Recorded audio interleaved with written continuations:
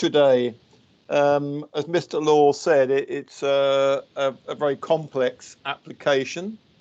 It's a sensitive site with listed listed buildings and views that do need retaining and are important to the people of Macclesfield.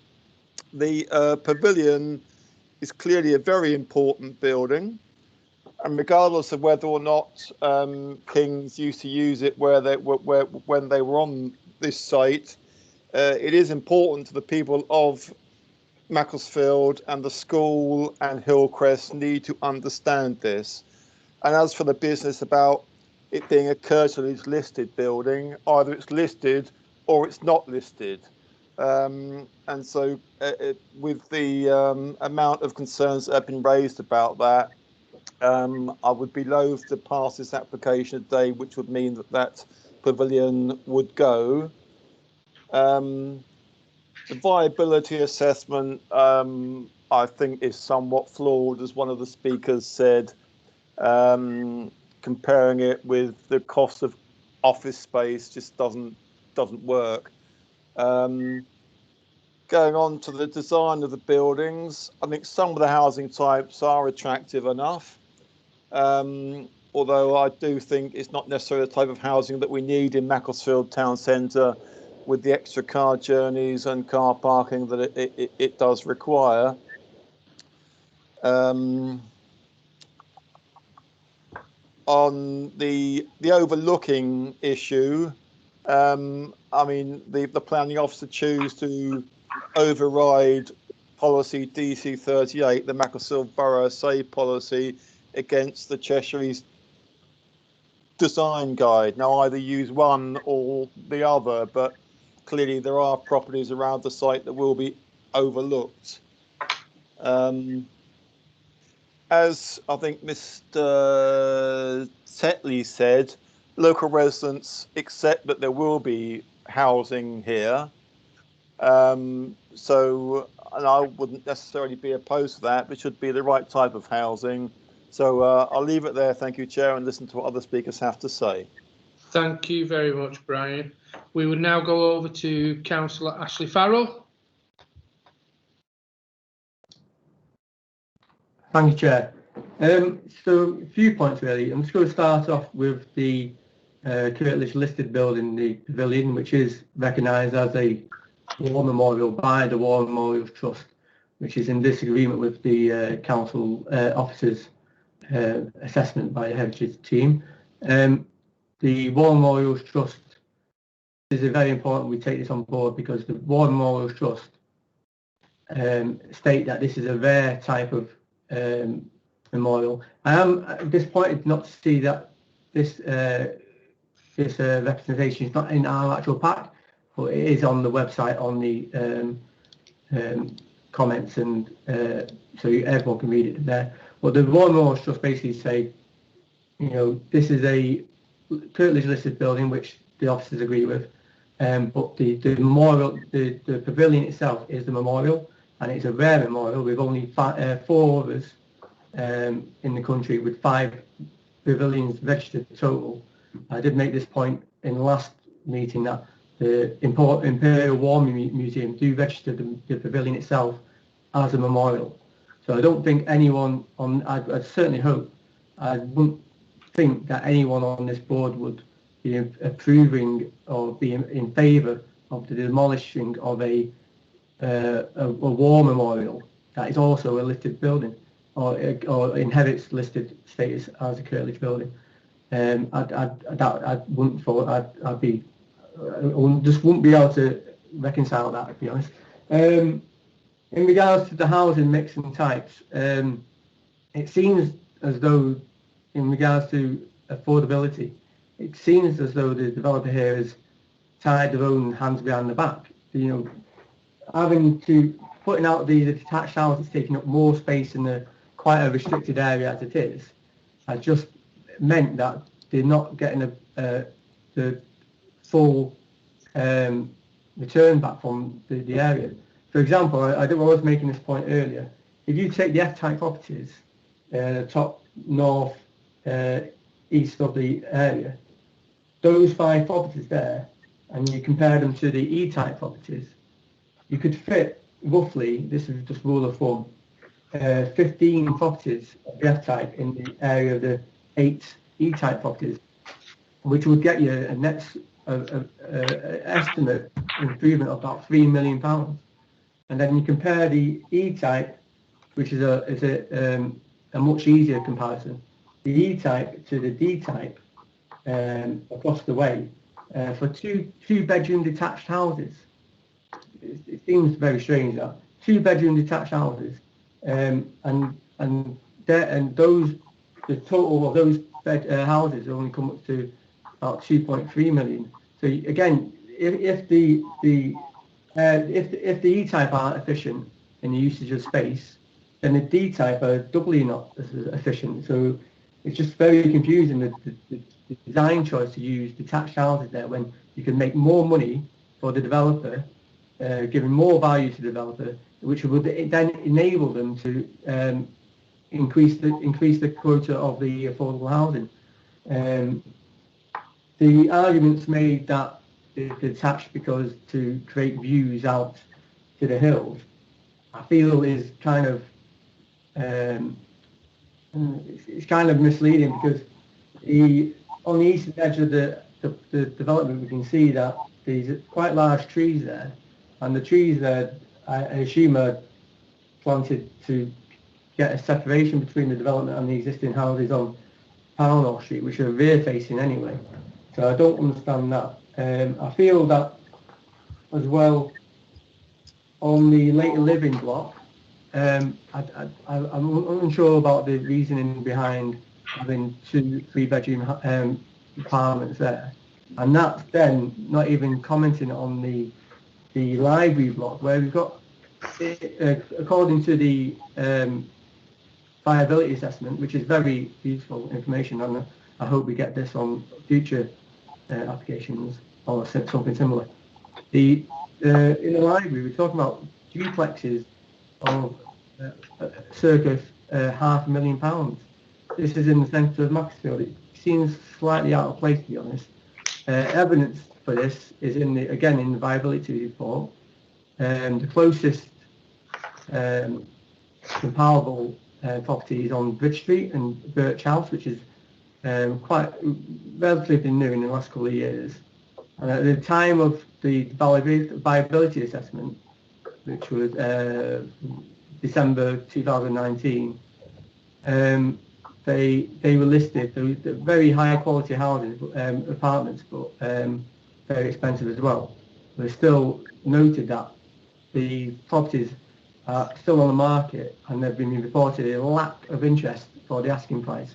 And as far as I'm aware, even now, I'm not, as far as I'm aware, none of those properties have been taken up. So I'd be very concerned that if we approve this today, we would, maybe creating a kind of gated ghost town in the middle of Macclesfield, where no one really finds it affordable to live, or doesn't want to live there for the house prices that are quoted in the viability assessment.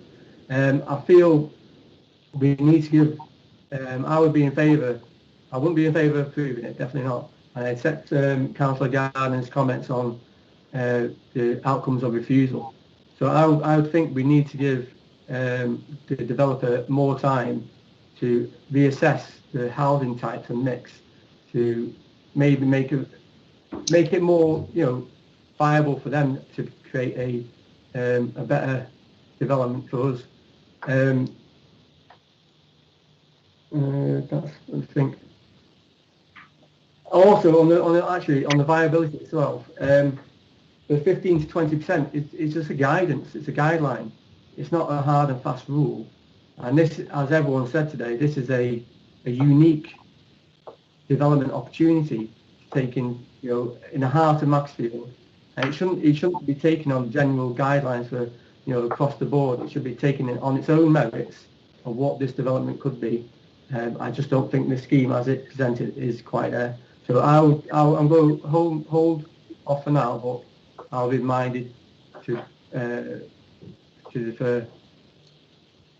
Thank you very much.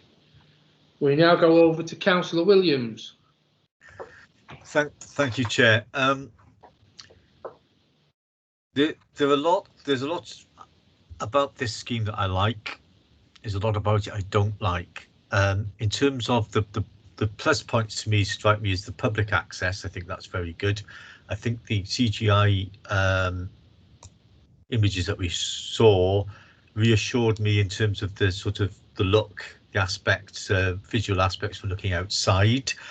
I think all those are very positive, and I do think that there are some aspects of the design that are quite imaginative. I think the treatment of the historic buildings is very sensitive.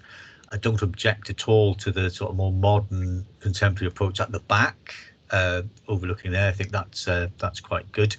I do have some concerns about the detached buildings, but that's mitigated to a certain extent by the fact that they are potentially removing some very unsightly buildings from the site and replacing them with buildings that to me look more attractive.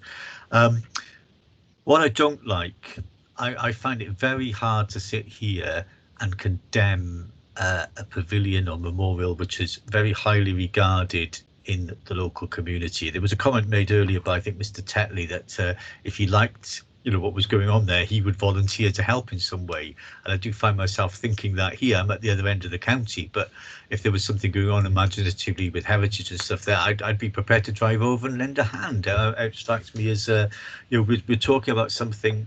Yes, we've got to look at the statutory aspects, but we're talking about something which is very treasured and quite emotive for the people of Macclesfield. And as well as all the statutory things, as well as all the planning things, local knowledge ties in and is really important here, both in terms of the feedback we're getting about housing types within the centre of Macclesfield, but also people's perceptions of more softer issues, if you like, which nevertheless are very important to local communities and which bring coherence to communities and sense of identity.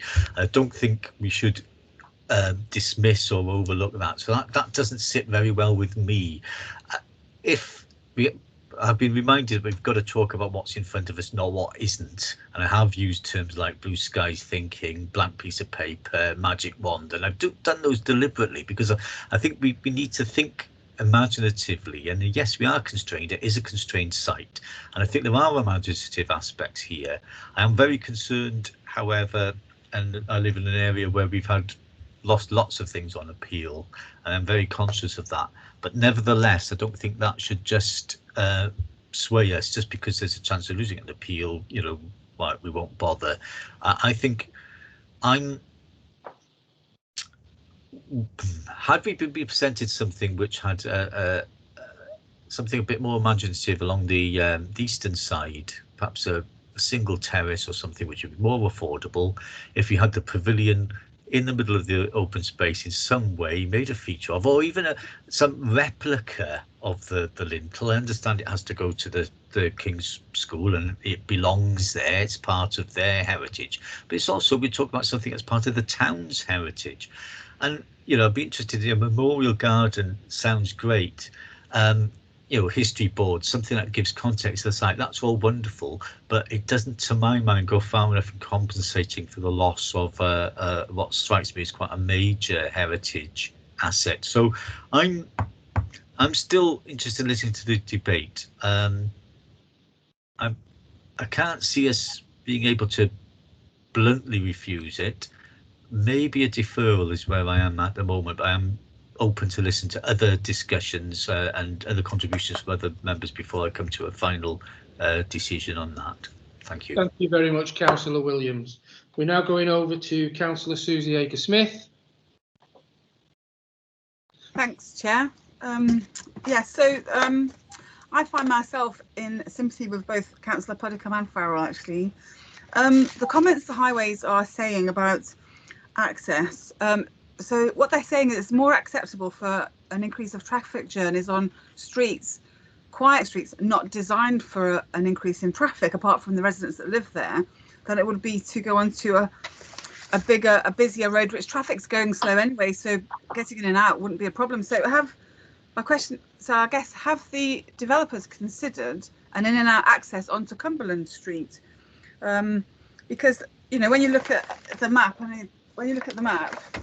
that, you know, you go in one way and come out the other. At least there's a one-way access through the memorial garden, and it would, if you made Pownell Street and the other access is pedestrian and cycle access only, then that is at least something we're trying to achieve in terms of our climate change ambitions. You know, the aim of it is to make it easier to walk and cycle, not more difficult. So I think by prioritising the vehicles to impact on the local roads isn't really making the development attractive, in my view. And then if you look at the picture with all the cars parked on Core Street, that isn't going to change. So the cars on Core Street are going to remain there. With the new library basement, which is taking away street parking at the same time, that's a bit of a concern for the people that live there. And I know we don't pay, you know, we don't allocate street parking for residents, but that is just another concern. And also, where are the garages where everyone's going to put their bicycles? I don't see a load of cycle parking. I know it says you've asked for details of that, but it doesn't, it's not apparent that it's encouraging people to have bikes to try and cycle into town. I mean, West Park's only 300 meters away. It's not even that far. And then the other is a real concern that green open space that looks lovely in the pictures, there's no cars on there, that people will park on there. And as much as we say there's measures to prevent people parking, as everybody knows, that just doesn't work. So I think I would be tempted to agree with Councillor Williams and would look for a deferral. Thank you very much, Councillor Susie Akers-Smith. That's fantastic. Is there anybody else that wishes to speak? Well, yeah, okay. Councillor Jeffrey, I've got you there.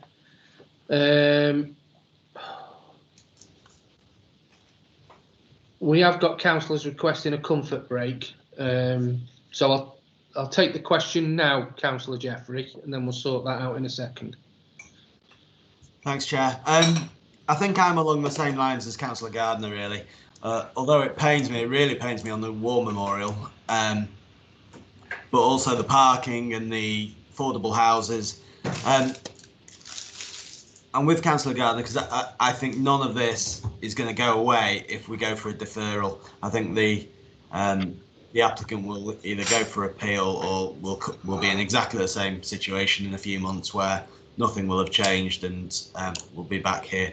So I think I see no other option to go with approval at this point. But I'm interested. I've just seen Councillor Farrell's asked to speak after me, so I'm wondering if he could provide clarification whether the war memorial situation is a material planning grounds for refusal, because he seems to have done quite a bit of research on it. Okay, thanks, Chair. Okay, Councillor Jeffrey. Councillor Farrell.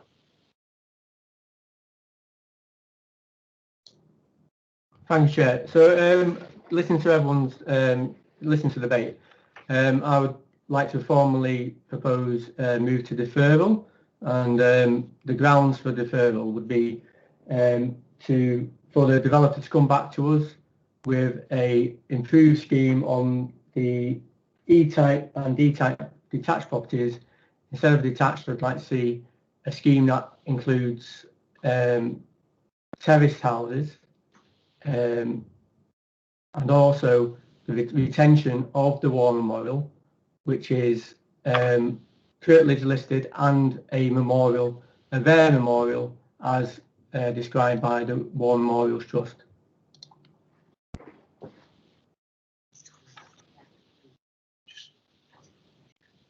Yeah, right. Councillor Brian Pudiku. Yeah, I'm happy to second Councillor Farrell's proposal for deferral. I wouldn't wish to add anything further at the moment. Okay, thank you very much. Now, just 1 second. I'm going to put this onto mute. I need to just speak with Sarah. Just 1 second.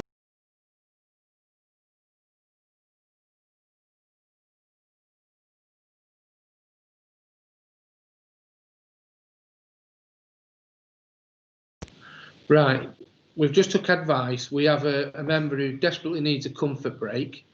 So I will come, we're going to take a small comfort break now of 5 minutes because we need to get to the end of this. We've now been at this for 3.5 hours nearly. So we'll take a comfort break and then we will come back, and I think it will be for Councillor Farrell to pick up the mantle. Okay, so comfort break, 5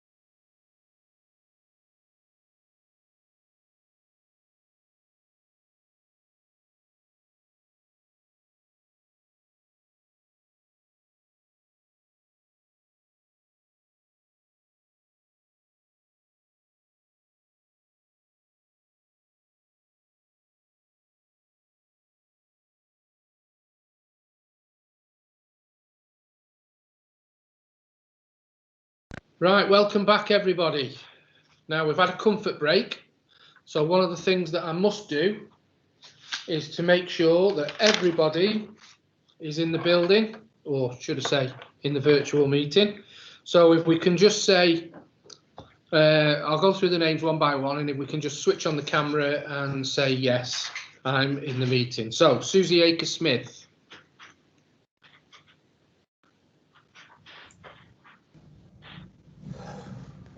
No, Councillor Stephen Edgar. Are you off mute? Yeah, we can't hear you, I don't think. Well, I'm not on mute. Can people hear me? I can hear you, I Mike. can hear you, Chair. I can Oh, hear you, Chair.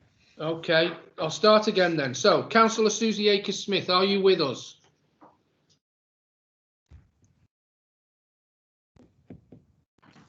No, I'll come back to Susie. Councillor Steve Edgar, are you with us? Yes, I am, Chair. Thank you very much. Councillor Ashley Farrell. I'm here, Chair. Councillor Stuart Gardner. Here, Chair. Councillor Peter Groves. Here, Chair. Councillor David Jeffrey. Here, Chair, yeah. Councillor Steve Ogben. I'm here, fading fast. Well, I'm very sorry, but we'll do this. We'll go to the vote and then we'll have a food break. But you didn't ask for a food break, you asked for a comfort break, which I thought you meant you needed to go to the toilet. So, Councillor Brian Puddicombe. Yes, here, Chair. Thank you. Thank you. Councillor Patrick Redstone. Here, Chair. Councillor Jackie Witherall. Here, Chair. Thank you. Councillor Phil Williams. I'm here, Chair. Thank And you. we'll go back. Councillor Susie Akers-Smith, are you with us now? I'm with you, Chair. Thanks. Thank you very much. And I'm definitely here, so we can crack on. And I think we were up to the point, we were in the debate, and I think Councillor Farrell was going to... Sorry, Chair. I think David Malcolm wanted to come back on the motion to defer. Right, well, we'll take Councillor Farrell, then we'll come back to Mr. Malcolm. Councillor Ashley Farrell. Thanks, Chair. Yeah, my motion was to defer to look at reassess the housing type and mix. I'm a local councillor, I'm a neighbouring ward. The housing types on E and D, in my opinion, and you've heard from the residents today, don't fit in with the local area. We need to reassess those and maybe look at different types. If you were just simply to replace the E type houses with F, you'd see a circa £3 million increase in the total value for the developer, which could then, be reallocated to meet the affordable housing need. So the proposal would be to defer, or the developer to come back with a scheme that includes different house types on E and D, and also the second point of the proposal will be to retain the memorial as it's listed Kirtledge Memorial as stated by the officers today and the War Memorials Trust. Thank you. Thank you very much, Councillor Farrell. Right, Mr. Malcolm, you wish to come back? Thank you, Jen. It was just really to comment on the 2 points without getting too drawn on it. I've obviously been listening to the debate. I think members have recognised that it is a complex, sensitive site, and it's we've come back with a deferral from January, and I think we need to remember that we did have a very lengthy debate back in January as well, and there wasn't consensus over design at that point. Some members liked the design, some members didn't. We went back, we made some changes, and what's come back now is some of those changes, but not all of them. So I think that's just the first point. And I think just on the specific point that Councillor Farrell's that's raised, which is the most at the moment, and I think Mr. Law referred to this, so those units along the eastern edge, so properties E and D, they have been designed specifically to allow gaps through so that you can see through the building, so there isn't that sort of monolithic appearance of the surrounding terraced dwellings that surround the site. If we put terrace dwellings in, then it's going to have an impact on the listed buildings. It would enclose it too much. So just wanted to make that specific point quite clear. And I think also in terms of the memorial building, again, lengthy debate last time. It wasn't a reason for deferral in terms of it wasn't something that was asked to be looked at previously. I'm not saying that anything was concluded last time. It just wasn't a specific point that was raised because we had the debate, and we basically got, as you've seen in the plans, we now have a publicly accessible memorial garden. The current memorial, effectively are around the lintels and the plaques and everything else. Those are going to be reinstated elsewhere. Clearly, the Memorials Trust are going to be objecting to its removal, because anything to do with memorials, quite understandably, that's what they do. They're bound to. But this has been looked at sensitively with all of the heritage of the other heritage bodies, and the solution is what's proposed, which is to basically relocate it, have a publicly accessible garden. The current pavilion isn't publicly accessible, and I think just a final sort of concluding point around this is just. I've had quite a lot of sort of negative comments about the scheme. I know there's one or two positive comments about some people like certain aspects of the design and everything, but this should be looked at as, I think, more positively than perhaps it is being. I understand the concerns that are raised, and we've got a report there that outlines the issues, but we've got to look at the site as a whole. And yes, we would like to have more affordable housing, but we can't unfortunately get there, and that's, Councillor Gardner's given a very blunt approach to that situation, but unfortunately those are the rules that we have to sort of comply with, if you like, and we've still got appeal in the past when we've tried to sort of push on the viability. So I think in terms of the 4 areas that came out of the debate and through the questions were around the pavilion, the sort of the overlooking distances, parking provisions, and that overall viability issue, and obviously concerns about design. I think all of those, I'm not feeling there's anything substantive, and clearly it was always going to be down to an individual inspector.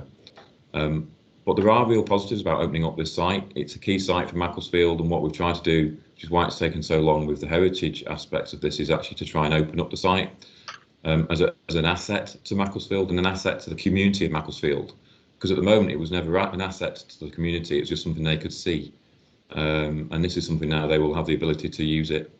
And to say there's a memorial garden in there as well. So I do have slight concerns on the design changes, that we just end up going back again for further design changes, and we'll end up next time there'll be something else different about the design.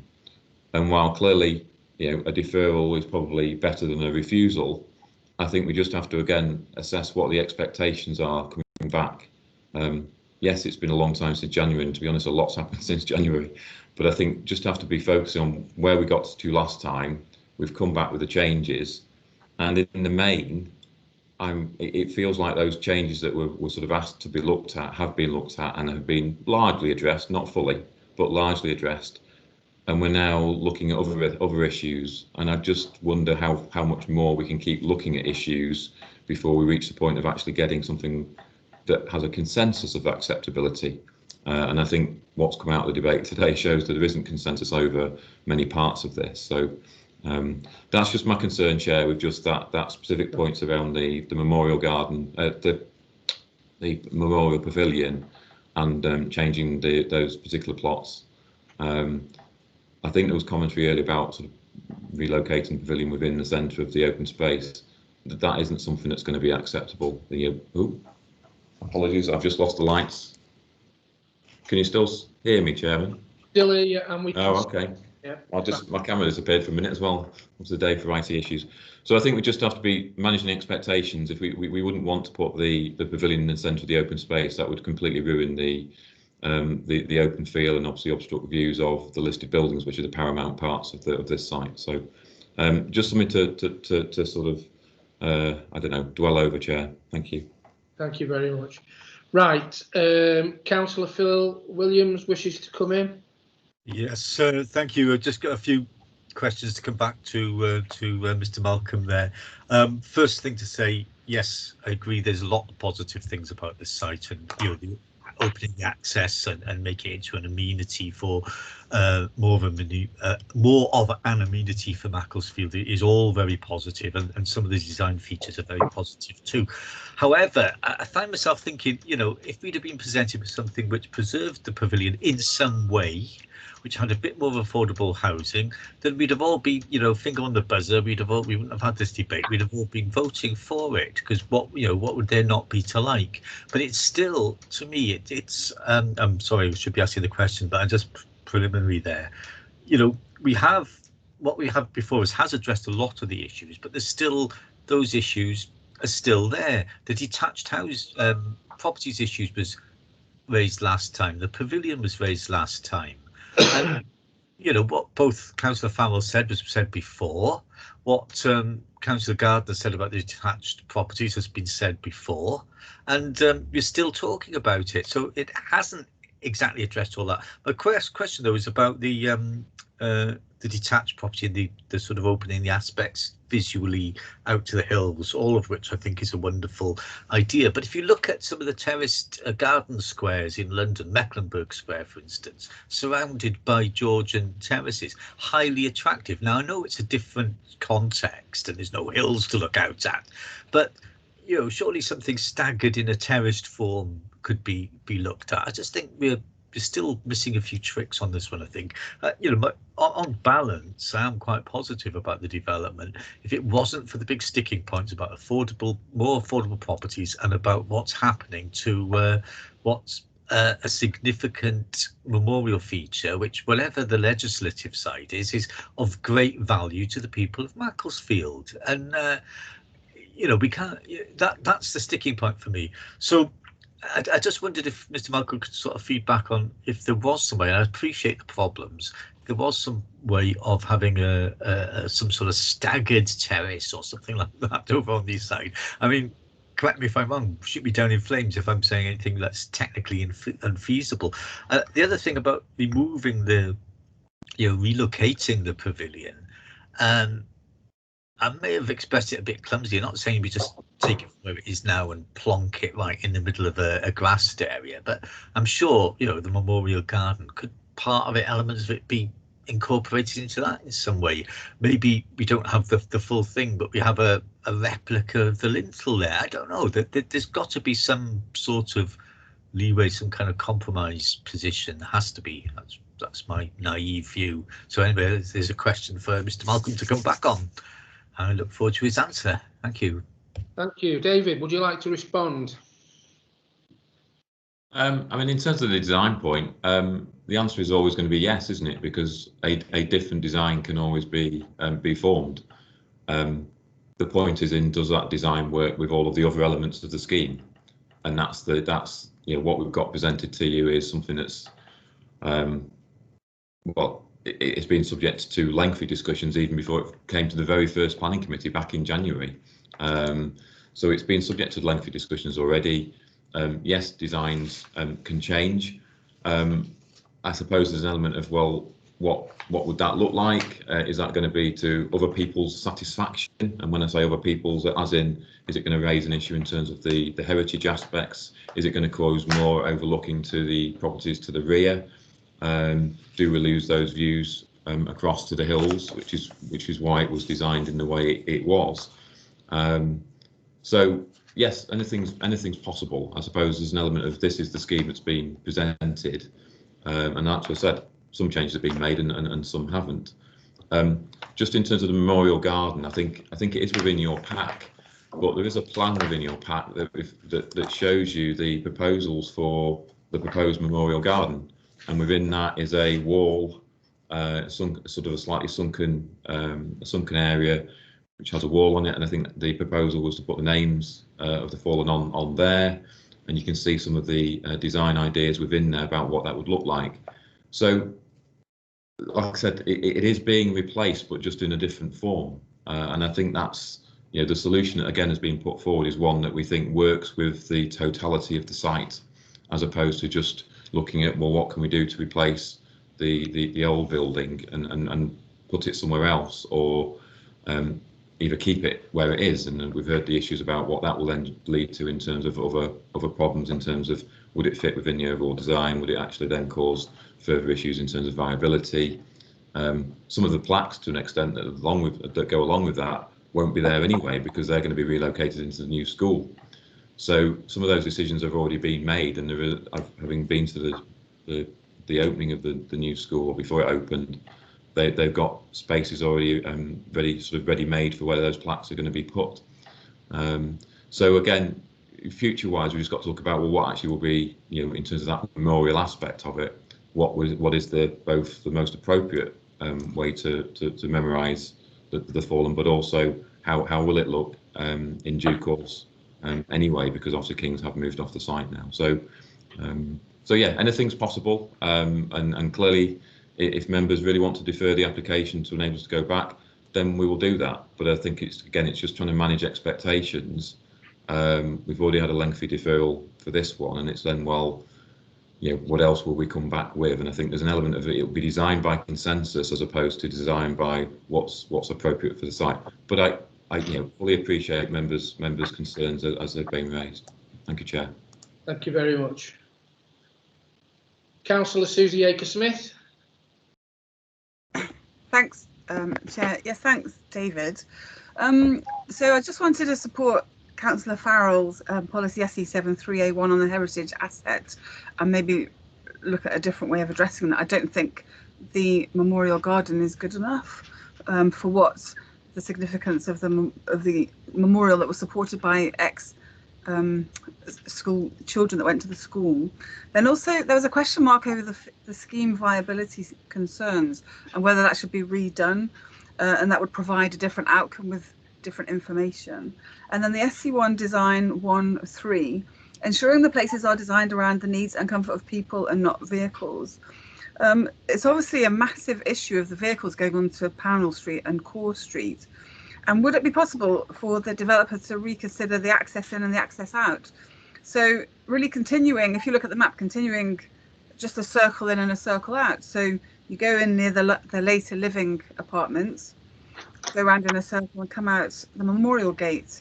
Because I think if the traffic's going onto a road that's pretty slow anyway, it'll be easy to get in and out. And then it would not impact on so many people, and you would still have pedestrian and cycle access on numerous parts around the site, which in terms of design would surely that must be more appropriate for the people that live there and the people that live in the surrounding areas. I mean, you're looking to take away parking from Core Street, so the people that live on the site, their parking is more important than other people. I know we don't pay for parking for people, but that's how it looks. But yeah, so it was just really the accessibility. Could that be reviewed, or a reason for deferment? Who wishes to take that question, Robert or David? I'll deal with it quite quickly, Chairman. I think in terms of, we haven't got a highway objection to the scheme, and again, I suppose in terms of accessibility, we have actually got 3 points of access to the site, which we've also got the additional one with the push through from the formation of the wall, the hole in the wall, if you like, to form the pedestrian and cycle access to that point. So I think in terms of accessibility, and given where the site is located, we would struggle to do anything on that. There is no highways objection. So I think from that perspective, we would struggle. And I guess this is just the wider point about, when we're deferring issues, if we are deferring, then I think we need to be really focused this time on absolutely the specifics of what we're deferring, because clearly we've spent nearly 4 hours today. We've spent probably a similar time, perhaps not quite as long last time. We need to reach some conclusions on these schemes. So yeah, I think we'd struggle on the highway stuff. But I think from a location point of view, we've actually achieved quite a lot. And obviously, one of the points that was deferred from last time we've achieved. So there's the deferral did achieve that additional pedestrian sort of cycle route through. So I guess we'll always want more. Yeah, true. That is true. Right. Is that everything, Susie? Yes. Okay. That's lovely. Thanks, Chair. Thank you very much. Councillor Steve Ogben. if I look weary, it's not surprising after nearly 4 hours for the second time, but it is a complex application, isn't it? I have to say, when I read the report, my heart sank when it said 5% affordable housing, and this in the centre of Macclesfield, in the middle of a broadly low-cost housing. So I'm not impressed with the 5%. And let's face it, what does that go back to? The 5% being all that can be managed. Well, it's affordability for the developer or for the whoever it is that eventually buys the site from King's School. It can only support 5% affordable housing according to the rules that we have to play to. Well, and how do those cost? It talks about exceptional costs of development on site, and the exceptional costs, let's face it, are to do with the conversion of the listed buildings, isn't it? And I'm not criticising actually the proposals for those, particularly for the main school building and the library. Anyway, those couple of buildings. That's what bumps up the price of development and thus reduces the possible availability of affordable or even low-cost housing on the site. So we're basically hoisted by the petard of whatever, the planning rules generally. The reason earlier on I asked a question of Mr. Law,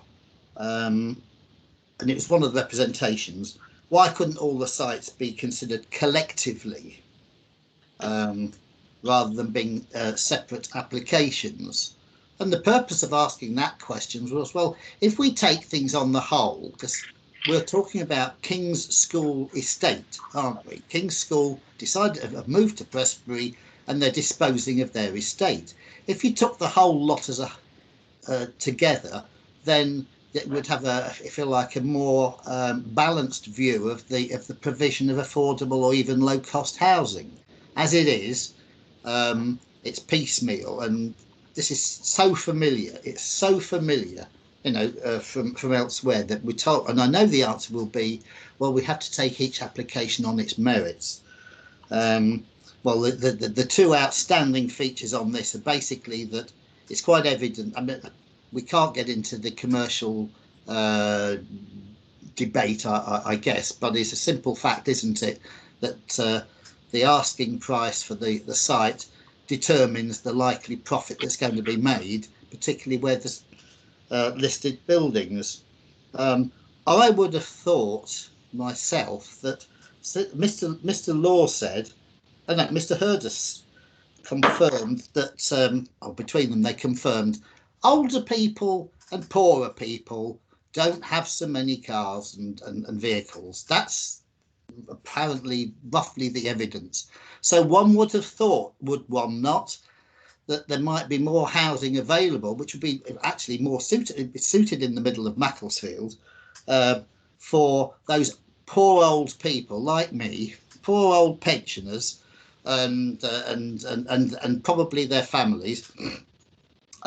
Be more provision, and if there were more provision for those people, then there would be fewer cars, and that would help. You'd be able to cram more houses onto the site, wouldn't you? And maybe the balance of housing would be better. So I think Councillor Farrell has a point about the thing to look at is the housing mix. Now he's picked out some types there, which is very good and helpful. So it is a prime site. Plainly, people want to keep the listed buildings and the memorial asset possibly too, and it could be very handsome. But I cannot vote for the scheme as it is. I'm not going to vote for it. I'll tell you that. The other question I've got, and it's a question now at the end of all this, I see that Councillor Hunt, the chairman, is enjoying himself. it's this. There's 2 listed buildings in this. There's the. Have I missed something? Are they presumably they have to have listed building consent to be modified in any way? Does that come later, or has it already been agreed in principle, or what? And that's something that actually perhaps needs to be looked at. You know, by Heritage England or whatever they're now called. That are they satisfied? Will they be satisfied with the treatment of those listed buildings in a future scheme? That's, it's one thing to have informal discussions with them, but it's another thing actually to have the formal listed building consent, and that would be needed anyway to proceed with the scheme as it stands, wouldn't it? So I've had my rant. I'll put my hat on again once I'm off screen, and I'll listen to the rest of the debate. But I think you know how I'm going to vote, and it won't be in favour. Thank you very much. Yes, I am having a good time. So I'm looking at the mince pies that I brought in earlier on. Now, David, would you like to just come back on is there an extra planning application for the listed building consent? Rob Law will be able to confirm there is one that would go alongside it, and obviously that would follow, but obviously it's been worked up at the same time. It's just, I think it was just to get the planning across the line first, because obviously depending upon what is that the 1069? It will be. It's on the history, yeah, Chair. But Rob might be able to just clarify that. Okay, Rob, would you like to jump in there and give Councillor? Yeah, thank you, Chair. There is an associated listed building consent. You're right. It's under the 19/1069. And obviously, as David said, we're just referring the planning application to Strategic Planning Board to determine the acceptability of that. There's no requirement in the council's constitutional terms of reference to refer it up to SPB, and so that's why it's not before members. And I've reported that on page 6 of the update report. Okay, thank you. Thank you very much. Right. Does anybody else have any questions or wish to add to the debate? No. Okay. Well, I've just got a few things there that concern me a little bit. First of all is car parking. I'd never like to see reduced car parking in any shape or form. No matter which estate that we build in this borough, if you go and visit that estate, you will find at 6:30, around 6 o'clock to 6:30, that some of these estates become impassable because of the amount of cars and the fact that we don't have enough car parking space per household.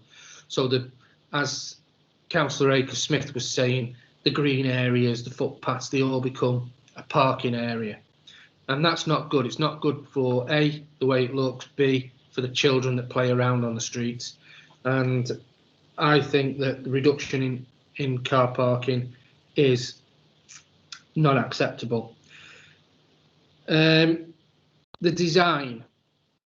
Now, let's be truthful, I don't come from Macclesfield, but when I drive to Macclesfield, one of the things that I enjoy to look at when I drive past it is the King's School, and I would imagine that most people in and around that area would say that this is one of the most iconic areas of the town. And I don't think we're treating it well. I mean, I remember saying at the previous meeting that the old age living, the aged living block area, the retirement type area, you know, I can see that wherever I go on any retail park. The only difference is that you haven't got the signs above the doors. I don't think it's very nice or compatible. I don't particularly think that the design of the houses that are going on there are very compatible either. I know that, like Councillor Gardner said, it's all subjective, and maybe I'm just a bit old-fashioned. I don't know. But I think character is character, and we shouldn't be taking away from the character of that area. We should be enhancing it as a duty. We're not just councillors, we're also custodians, and I think we should remember that. With regards to the overlooking, I think that the excuse that, well, the overlook there already, the science block overlooks this and that overlooks that. The difference is most people are at work when that overlooking's taking place. The difference is now, of course, everyone will be at home together, so it will be more of an issue. So I'm not very happy about that. The next one is the pavilion. And I think it's absolutely disgusting that we say that it is not of architectural importance. The importance of that pavilion is not for us to deem, it is for the residents of that area to deem. We use the excuse that, oh, well, hang on a minute, well, people never came into it, but hang on a minute, we're going to use the excuse that the big green area is now going to become public open space. So perhaps people will want to come to that pavilion to pay their respects to those people. And I'm quite sure that the people that are remembered in that, with the construction of that pavilion and everything else that goes along with it, for people that fell in battle, that I'm sure that they would like to stay on that site, the site where they were at school at, and that's where they were old boys. I think it's pretty naive of King's School to decide, well, do you know what, we're going to dump this area. We don't really care what happens to it. We just want top dollar so that we can move to a better area out of town. At Prestbury, don't accept that for a minute. I don't. King's School have made their reputation on that site. That site is an iconic site within Macclesfield, and they should have some sort of custodial duty to that pavilion. And I don't just mean move it to Prestbury. I mean keep it where it is. Now, I'm quite happy to it be moved to another area of the site, and it might not be a pavilion. It might be more of a shelter for the green open space. But I think that something needs to be done. Now, I've had my rant. If anybody else wishes to speak, please indicate now in the chat. Okay. No. So, oh, hang on. Yes, Susie Akers-Smith. Yep. Yeah. It was just going back to the heritage wall, which I'm assuming it is, Chair. To create the cycle walkway access, do they need to get heritage approval to take away some of that wall? Because if we award this and heritage say you can't take away some of the wall, then I guess that means they can't create a cycle pavement access. Just a question. Yep. Okay. I know that David Malcolm wishes to come back in, but before then, I know that Stuart wants to come in. So I'm going to I'll take Stuart, and then if David can answer Susie and Stuart's questions, that would be great. Stuart. Mr. Chair, I normally mind being misrepresented, but on this occasion I want to say I am not suggesting that the design on this site is in any way acceptable to my personal choices. I'm merely saying that design becomes a personal choice, and that's part of the issue. I must admit, I think some very impassioned views have been expressed exceedingly well, and I certainly commend Councillor Farrell for all the hard work he has put in to look into the issue relating to the warmer oil on this site. I am yet to make up my mind whether or not I will support his proposition, but I am leaning in that direction. Thank you very much, Councillor Gardner. When I said subjected, I wasn't casting suspicions on your for or against the design in any way. I would never wish to do that. Mr. Malcolm, would you like to come back on the heritage wall that Councillor Akers-Smith brought forward? Yeah, excuse me. I think, yes, I mean, ultimately it will do. It will require separate consent. But I think given that, if we go back quite a long time, the proposal that was something that has been of this scheme, because it's part of a highway scheme. The sort of within the infrastructure within Macclesfield was always the possibility of widening sections of that road anyway. So it's always been something that's been looked at. So to an extent, it's a small incursion into the wall that will be acceptable. So that does have a safeguard. I think the only other bit I just wanted to come, Chair, and just to perhaps clarify before we go to the vote, was just on the refinement of what has been moved at the moment, but also just to clarify, I think the point is, so I think that the 2 points I've got at the moment was basically deferring to review the house types E and D, and then secondly to well, I've written down here retain the memorial building, whether it's quite that extent, but I just wanted to suppose expectations about going forward. If we do seek to retain the memorial building where it is, and whether that's even possible or whatever, we've heard about the implications it would have, or even if it's relocated somewhere, or just if it's retained. I hate to say it in some respects, but you can guarantee what will happen to that small provision of affordable housing that is currently being proposed or is likely to happen, because the value that's being put forward on those units E and D, they are detached properties, and I say we've talked about why they've been designed that way.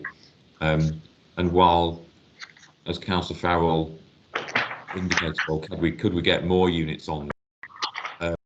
Those units will have to be costed up to work out whether actually there is a. I mean, it's likely that there'll probably be a net reduction in the amount of affordable housing. I surmise, we don't know yet until the numbers are done, but I think it's just something to be aware of in terms of if we do more work with the memorial building, it will potentially have an implication on the affordable. So I think it's just to be aware of that, so that if it does come back that way, then the last thing I would want is to be saying to members, well, do you not remember in that meeting in December when we said that actually it might lead to loss of more affordable housing, because then we'll start the merry-go-round again, and at that point, it would be foolish, I think, to sort of start going back on ourselves. So I'm just raising it. So perhaps just need a bit more clarification on what it is about the memorial building that is being sought. Is its retention?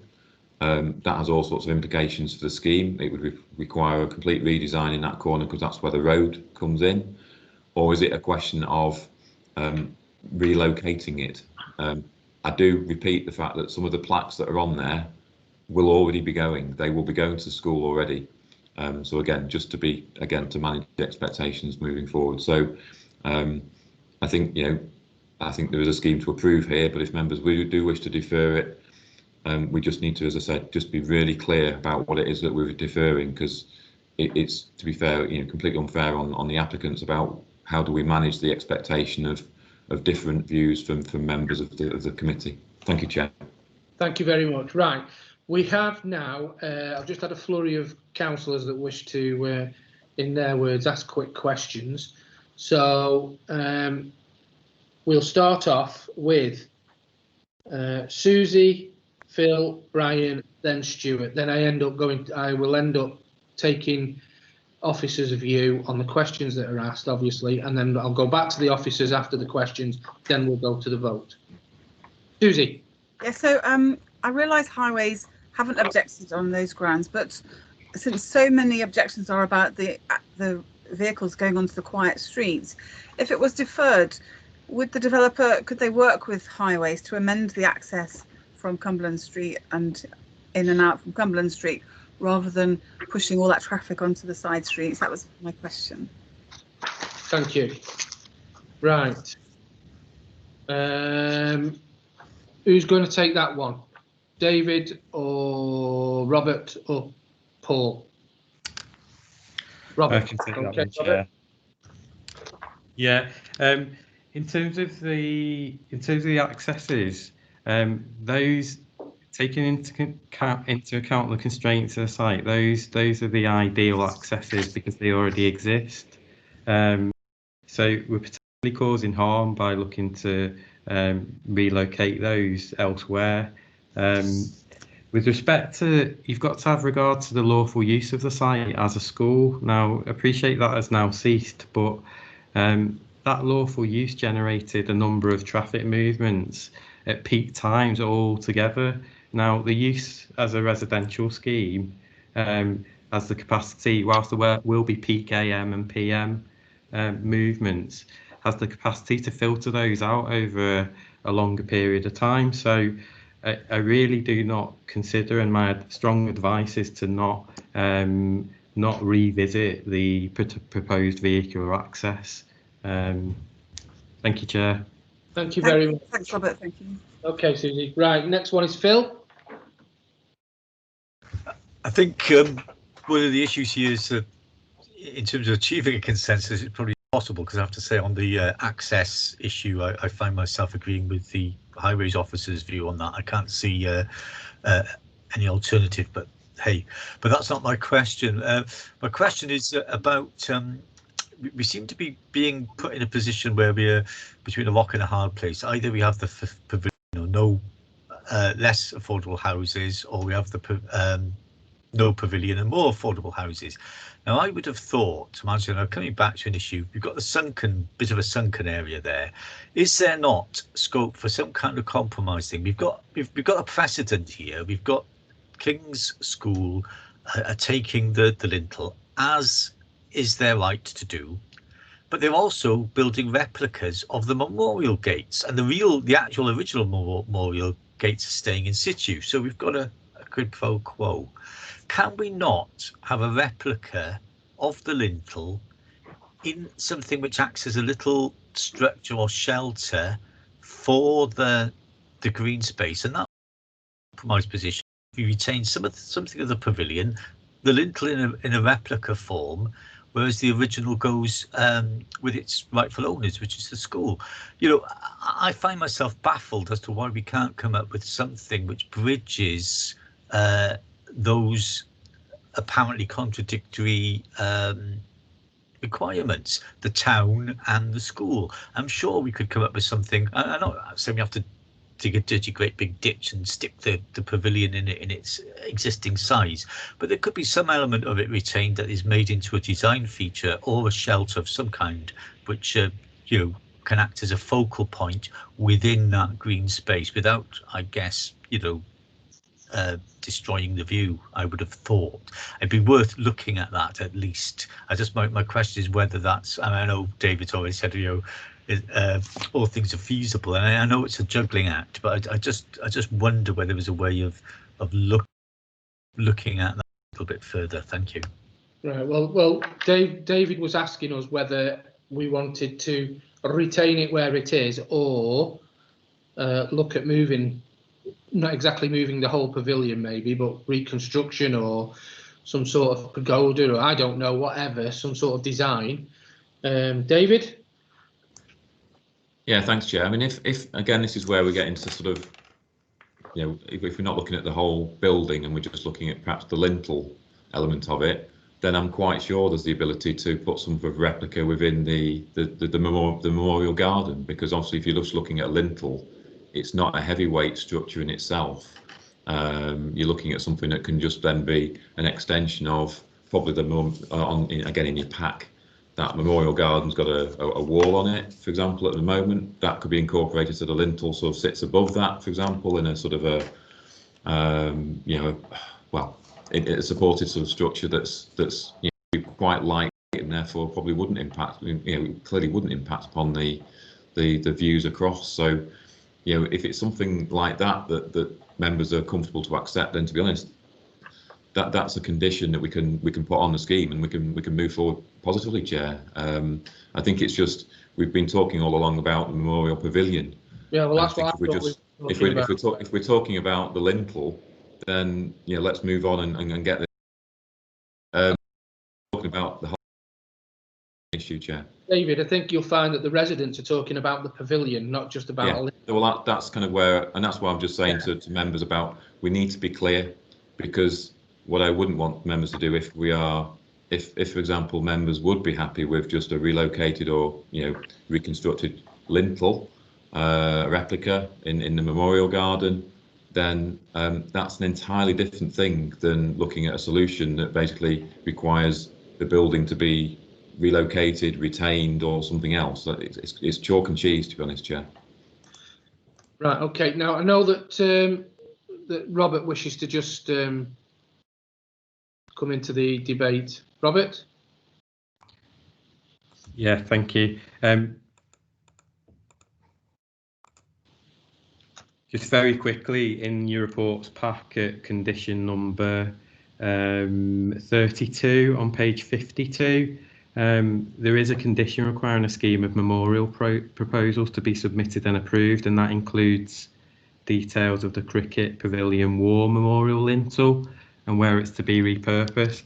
And as David Malcolm has already mentioned, within your pack, there are an illustrative plan of proposals which show what that memorial will take the form of within the site, and there would be scope within that to include that lintel if members saw fit. Okay, I won't take any more time. Thank you very much. Councillor Puddicombe. Yeah, thank you. Obviously, I would agree with yourself, Chair, that it's the whole building that we're talking about here. I mean, although I'm fairly relaxed myself about whether or not it stays where it is or if it's moved.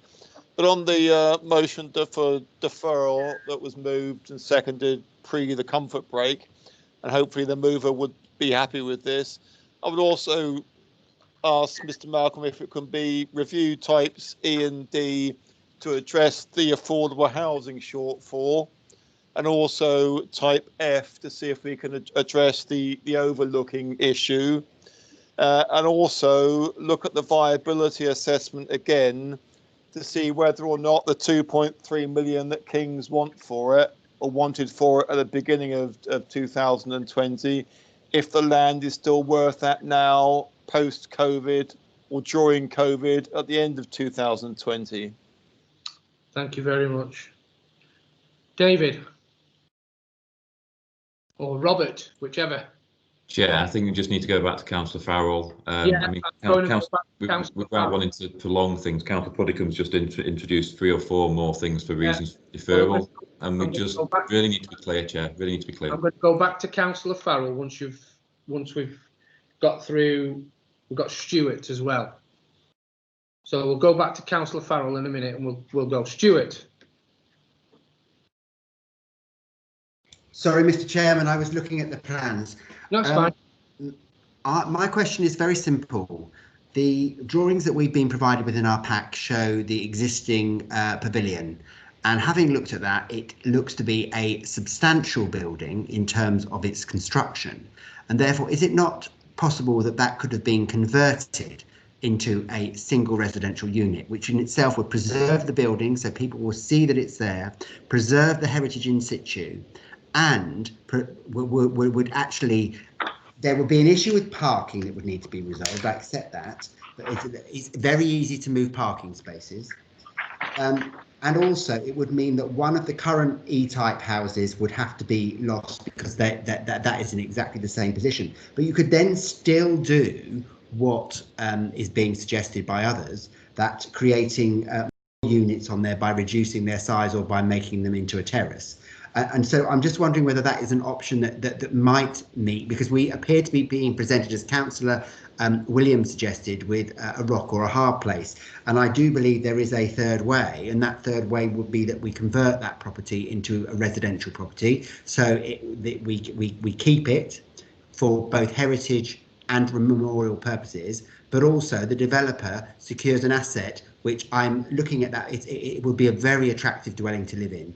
With very minimal modification externally. So I think that actually is an asset that if I were the developer, I would be looking to keep rather than to demolish. But I suspect that the way that mass house builders, they never like to have to deal with an existing asset. They always like, it's easier to pull it down. It's like a tree. It's easier to pull a tree down and plant a new one than to work around a tree. I know how developers' minds, architects in particular, how their minds work. So it's just a suggestion that we might want to put to the developers, which will perhaps square this circle that we appear to have presented ourselves with, which is very mixed metaphors. I apologize. No problem, no problem. Right, so we'll now go to Councillor Ashley Farrell. Councillor Farrell. Thanks, Chair. Yeah, just to reiterate my proposal, it's basically based on 2 principles. Is that in regards to the memorial, you know, the War Memorials Trust has stated that this is the asset, the building itself is the memorial, and it's a listed Kirtledge building. So, and in their representation, they said they don't support the demolition of the Kirtledge listed war memorial. This is the last paragraph of their representation. But they do say they would be more than happy to assist with any considerations. So my proposal in regards to the house types, the E and D ones, would be to change those house types from detached to terrace houses, and based on the other terrace properties in the scheme, the comparable ones where the type F are, you know, 3-storey as well as comparable to the E type which are 3-storey, and you've got the T type which are 2-storey comparable with the D type which are 2-storey. We'd actually see, if they were terrace buildings, E and D, we'd actually see an increase in profit for the developer, which would then mean more funds given to the affordable housing quota. So those are the two principles of the proposal. The proposal itself is to defer for the developer to look at retaining the memorial pavilion.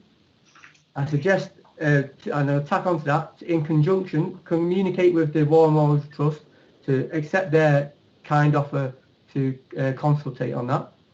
And then second part of the proposal is to change the house types on E and D to be terrace houses to change the house types of E and D to terrace types instead of detached, which would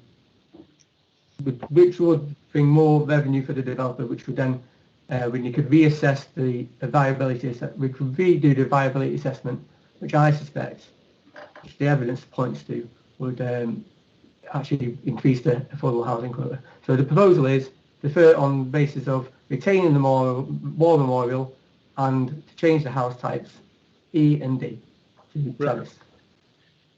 If there's a better way, a more eloquent way of putting that, it probably is, but yeah. Okay. Well, I think we get the gist of that.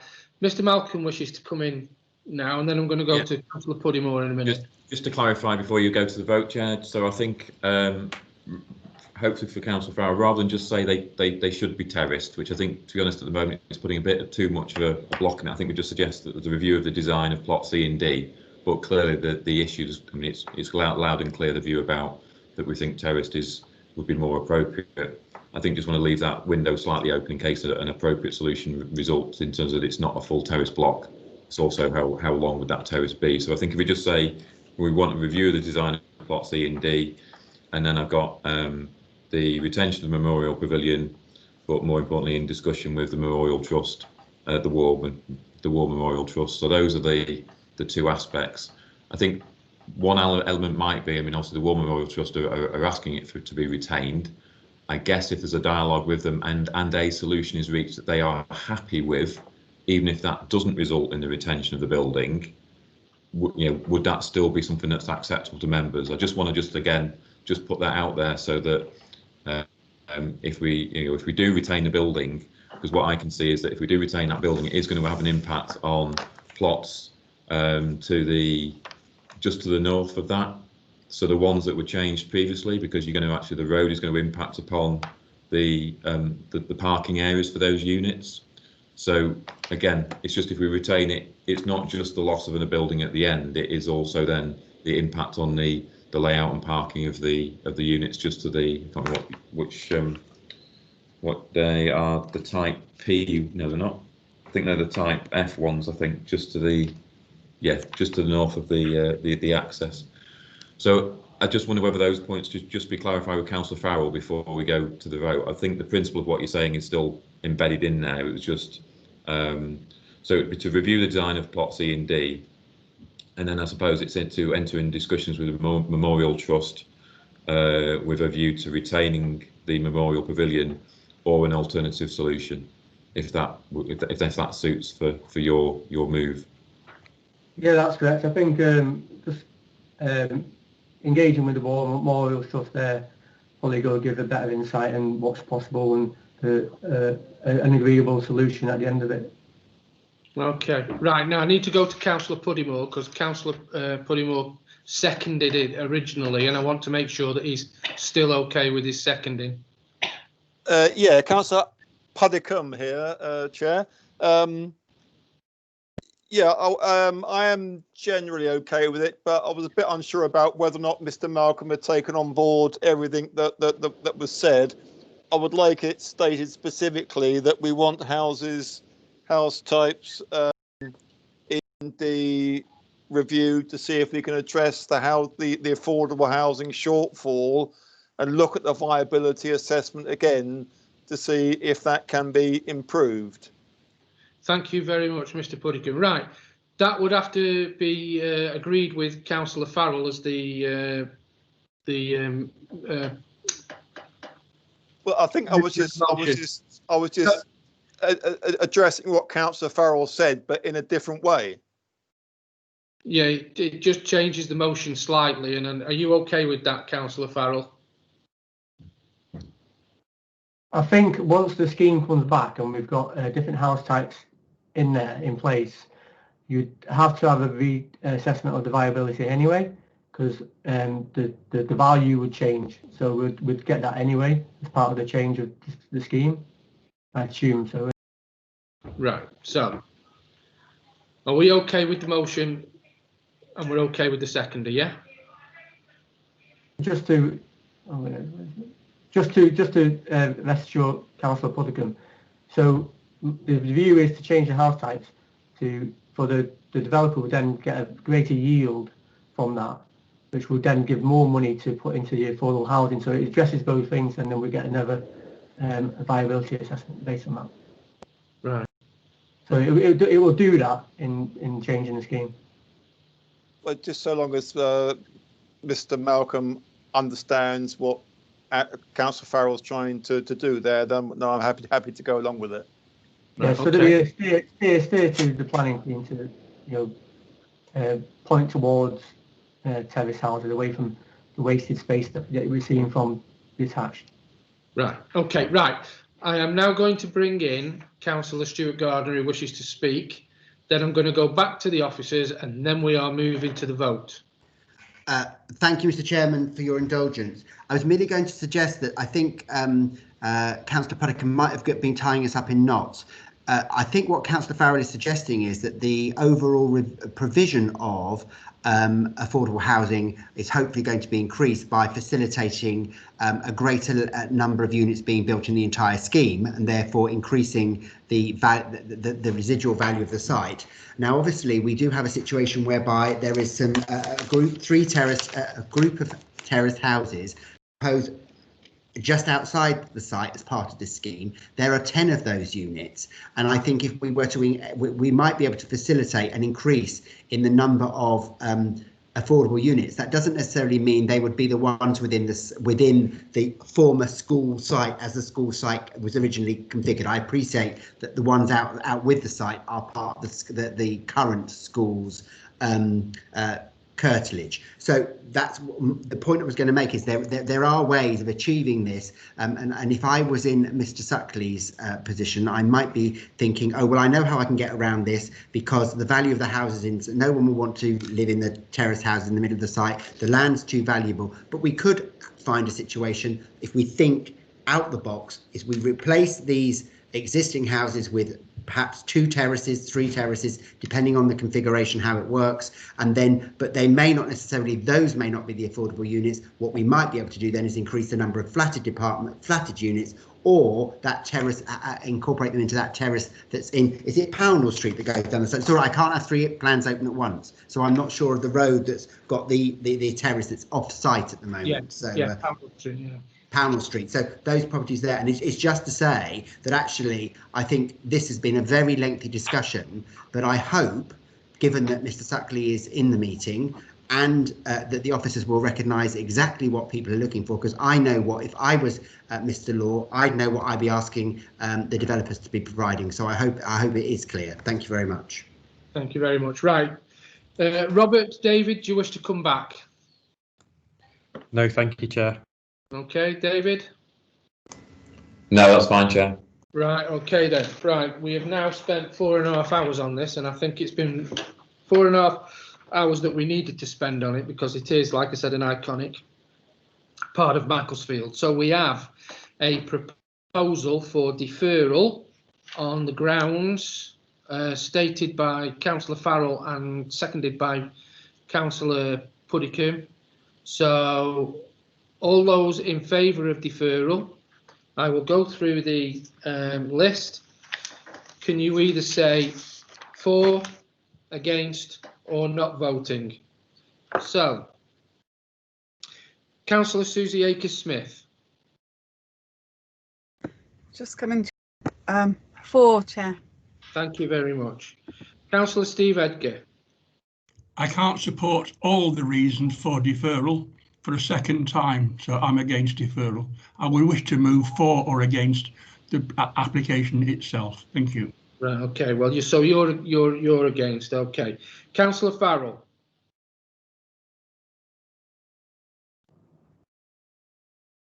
For. Councillor Stuart Gardner. I've been convinced, and let's push it one more time. For. Okay. Councillor Peter Groves. Against. Councillor David Jeffrey. For, reluctantly. Councillor Steve Hogben. For. Councillor Brian Puddicoon. For. Councillor Patrick Redstone. For.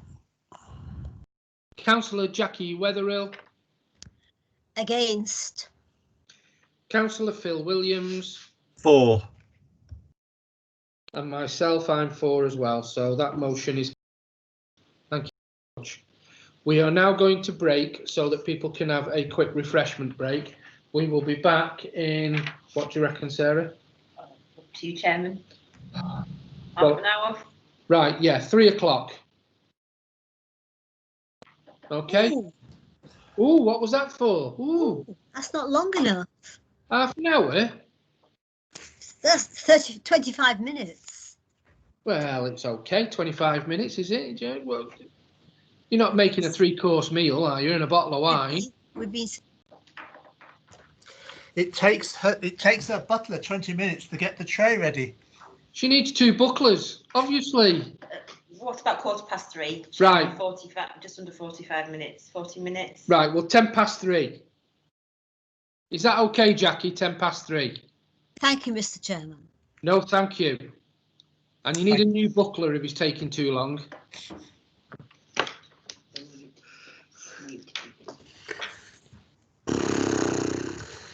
We always got an horse in. It was me.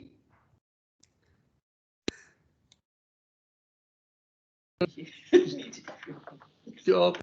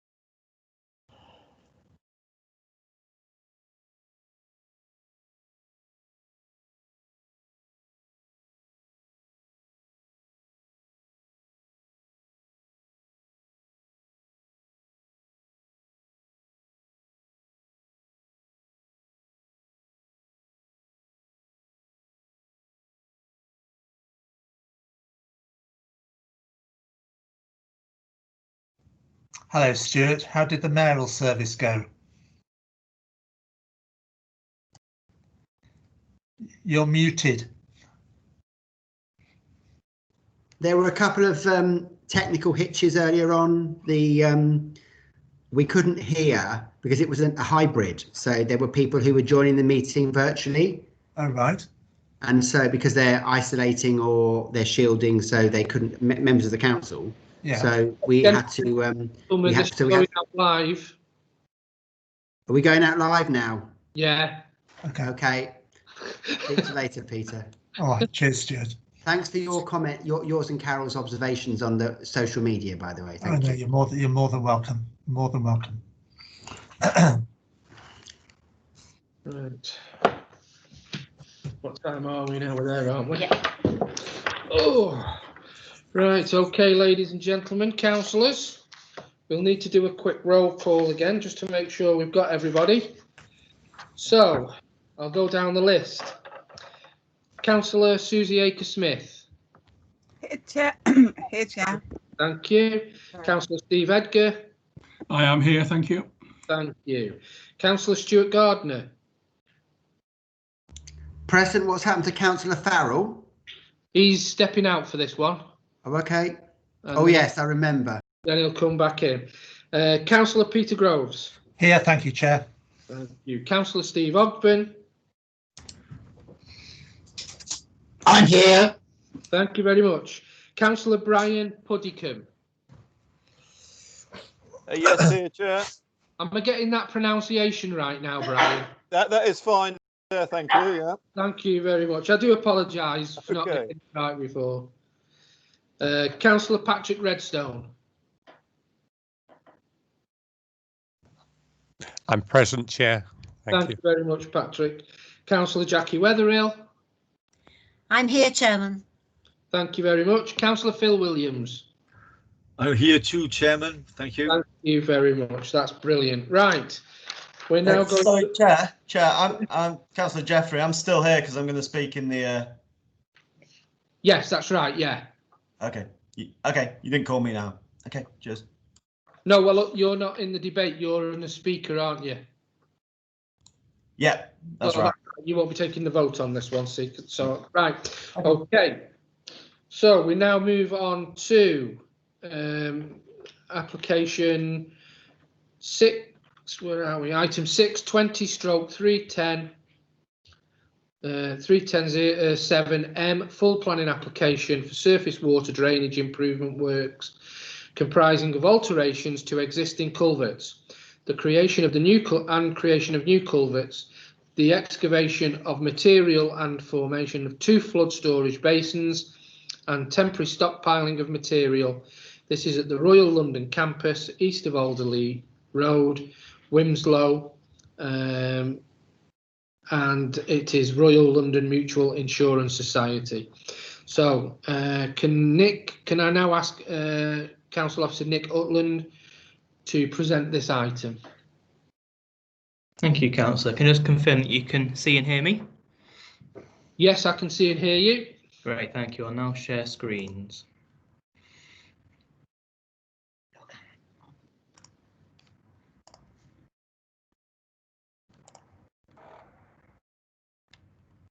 Yeah, that's up. Yeah. Great. Okay, I will begin. So yes, it's the Royal London campus, which is land east of Alderley Road, Wilmslow, and it's for surface water drainage improvement works. So the site, we're at the southeast part of the urban section of Wilmslow, and it's the site edge red is defined here, and the wider site is the blue edge round here. And we've got Alderley Road extending down the west of the site, which goes north up to Wilmslow and south down to Alderley Edge. And there's the A34 skirting around the bottom and then up the side of it. To wider context, again, this is the campus, the Royal London campus here, again, as just described. It's a strategic site in our local plan for a mixed use, including housing and office developments, most of which now has planning permission of some kind. terms of what's being proposed, it's drainage works comprising of the diversion and sealing up of damaged and redundant water culverts. The extraction of the creation of two flood storage basins, so a large one at the south of the site here, which is highlighted in green, and a smaller one to the west of the site there, and the creation of two stockpiles of earth which will be taken from these storage basins and stored on this area of the site for a temporary period. The reason for the application is because at present the approved housing scheme, which has outline permission to the north of the site, has an outline drainage strategy which links it to another housing site across Alderley Road over here. And this application for drainage work solely relates to the housing scheme to the north of the site for 120 dwellings, and it's to allow the independent delivery of this housing scheme compared to the housing scheme on the other side of the road. The approved permissions strategy originally for the housing scheme to the north was to transport floodwater underneath Alderley Road to this site, to the other side for housing for 60 dwellings. A permission's already been granted now, so this site can have drainage delivered independently, and this is the drainage solution for the housing scheme to the north. Also to note, the earth piles that are proposed here are intended to predominantly be used to re-level the land here for the housing scheme for the 120 dwellings, because the level changes for drainage reasons were approved on this site, and the earth used from here will be used to get this level correct as approved for the housing scheme so it doesn't flood. Okay, and here's the site again, and here's just showing you where the stockpiles are. The larger stockpile here, the smaller stockpile here, and again the flood basin and the flood basin there.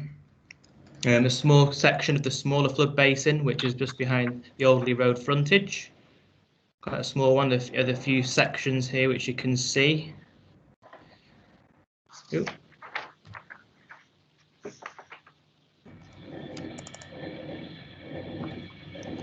Bear with me.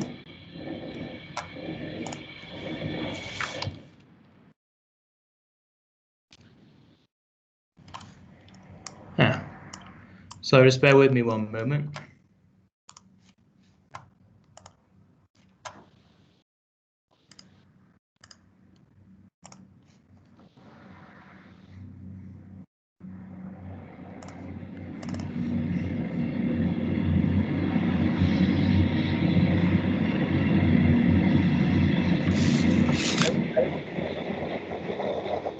Sorry about this.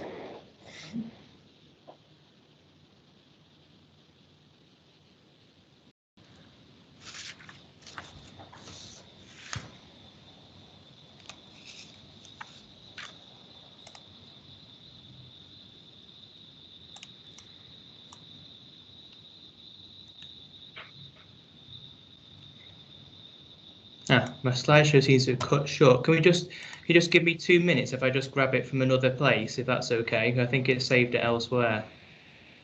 Is that okay? Right, okay, yeah. Please. I'll just stop sharing for 1 second.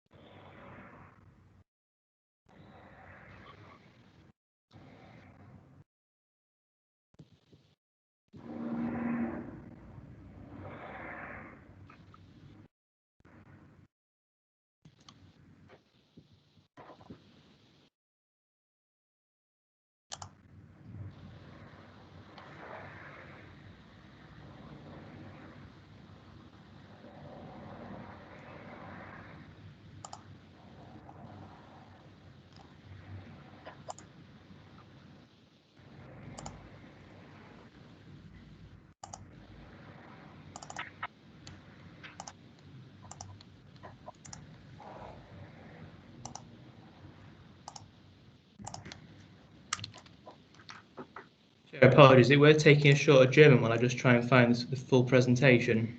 No, we'll hang on, because if we do an adjournment, we'll have to come back and we'll have to do the roll call again, and it's all time, so it's probably okay. Understood.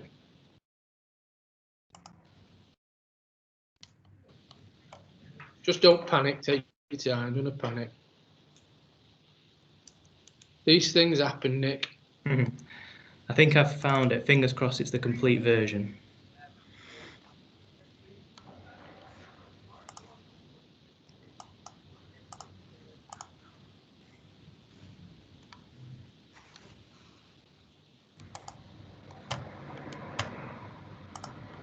Know any songs, Chair? If I sing, you'll need more than an adjournment, mate. You'll need an ambulance. Mr. Chairman, might I suggest that if Mr. Holland is having issues securing the information that we require, that we postpone this item and go to the next item and come back to this item?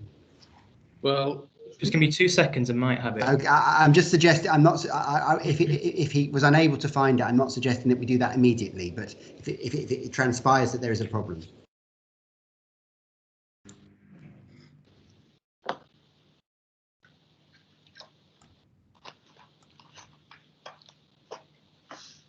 Yeah, we're good. We're good.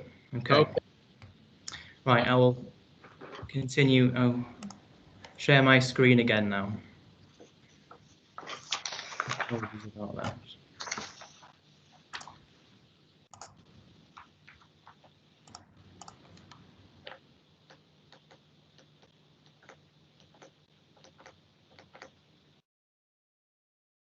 Okay, can you see that? Yes. Great.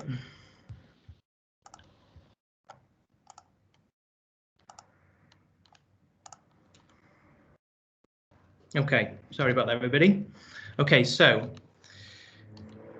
that's the sections of the smaller flood basin, and here's the larger flood basin at the south of the site, which is on the roundabout with the A34 immediately to the south of it. You might just be able to make out there.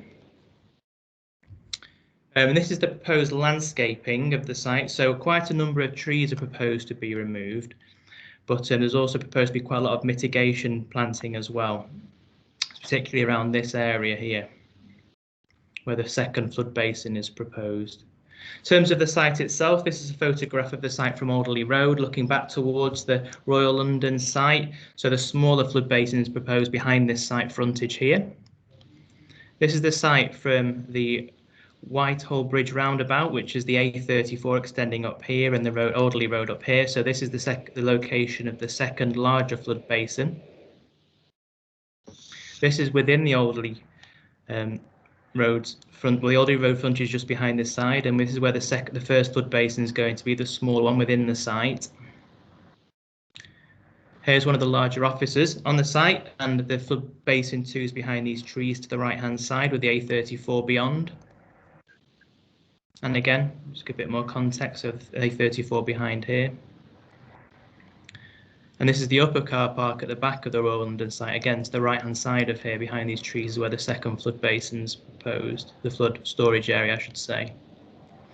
Okay, I'm stood in the field now at the very back of the site, and if you can just make out where my cursor is, it's the rear car park of the campus.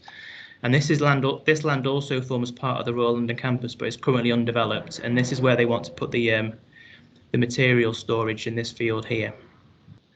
And this is looking out from the upper car park out towards the railway line at the far right in the distance here, which forms the boundary of the site beyond the campus itself. And this is from that field looking north towards where the approved housing scheme is, with the Royal London campus over here, the railway line along here, the approved housing scheme up here, and also the closest residents to the site are up here as well. So in summary, the site falls entirely within the boundary of the strategic site allocated for housing and office development. The principle of the works is to assist the delivery of some of that housing, which is acceptable as a matter of principle. There is harm in terms of tree loss, earthworks and ecology, but all the relevant consultees are happy with the mitigation which is being proposed to outweigh that loss, and therefore the recommendation is to approve subject to conditions. Just as a note, one of the conditions I proposed originally condition 5, which was the submission of flood details.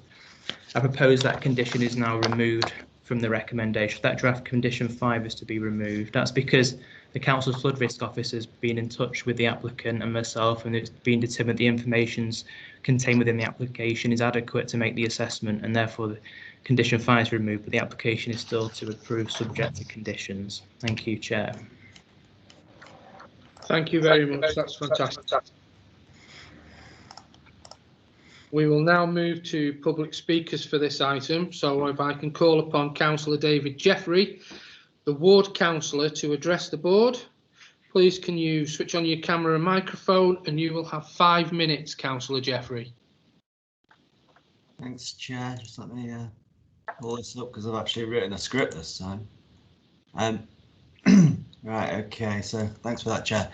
I don't have a great deal to say on this application because the principle of development of the site has been accepted both by the KELPs and several outline permissions, which have already been granted. The works, it would appear, are necessary for those developments, and it will actually be welcome if it helps solve the long-standing and significant problem of flooding of the Whitehall Brook at the roundabout on Alderley Road, which occurs every time we get a decent downpour. However, I've got a few aspects to comment on. Firstly, consideration of flooding of the residential area north of the site, Hairfield Farm. This is noted on page 75 of the papers, which states that the mitigation measures to be put in place on the application site are designed to alleviate the existing problems on the site. But the LFA is requesting a condition requiring the submission and approval of a detailed overall drainage strategy and associated management and maintenance plan. I would ask members to ensure that conditions are put in place to ensure that this work is done and that the drainage works under this application consider the fact that the new development at the north of the site will be on a platform circa 1 metre above the adjacent existing houses. It's my understanding that the proposed platform is a step change in height at the boundary with the existing houses. It's not a gradual slope. You may have seen the images on the planning portal of the flooded field adjacent to a residential lawn. That flooded field will be raised to form the platform 1 metre higher than the lawn next to it, just the other side of the fence. Mr. Shepherd is going to speak more about that when he comes to talk though. Secondly, on the flooding at Whitehall Roundabout, this is probably relevant to the northern boundary too.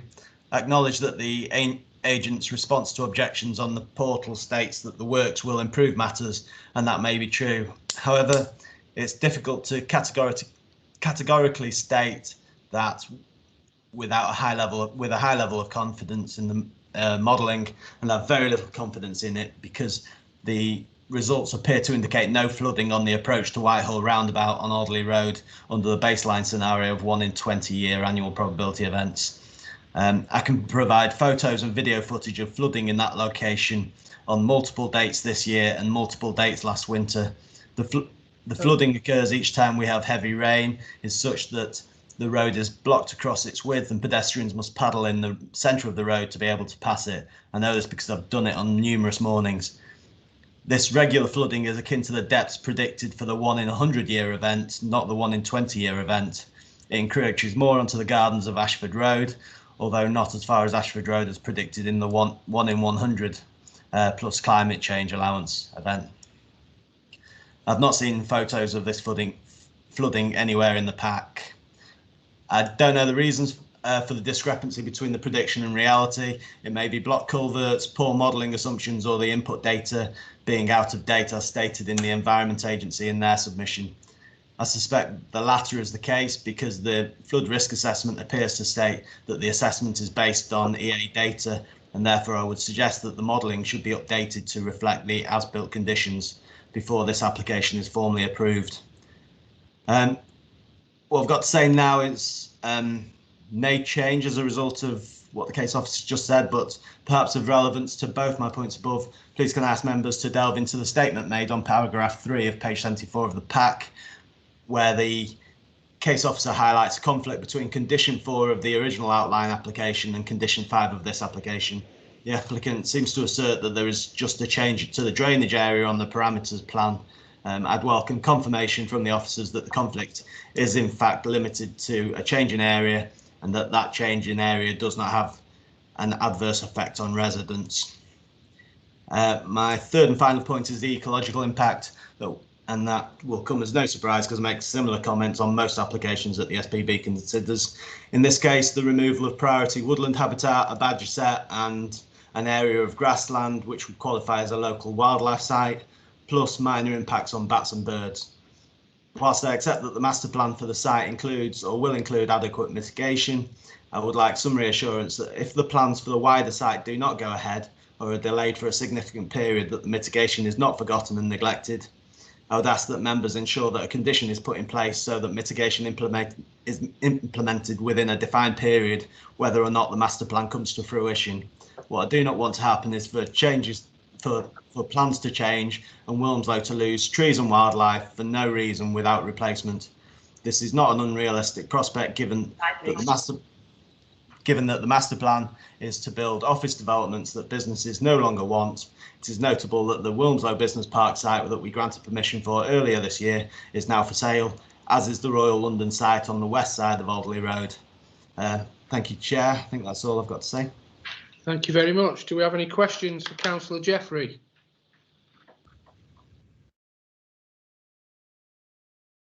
No? Okay, thank you very much, Councillor Jeffrey. Thank you. Right. Can I now have Mr. Ian Shepherd, please? An objector to address the board. Good afternoon, Chair. Can you see me? My name's Ian Shepherd. You have 3 minutes, Mr. Jeffrey. Mr. Shepherd. Thank you very much, Chair. My concern relates to the potential problem generated by raising the land level for development at the northern end of the overall planning scheme.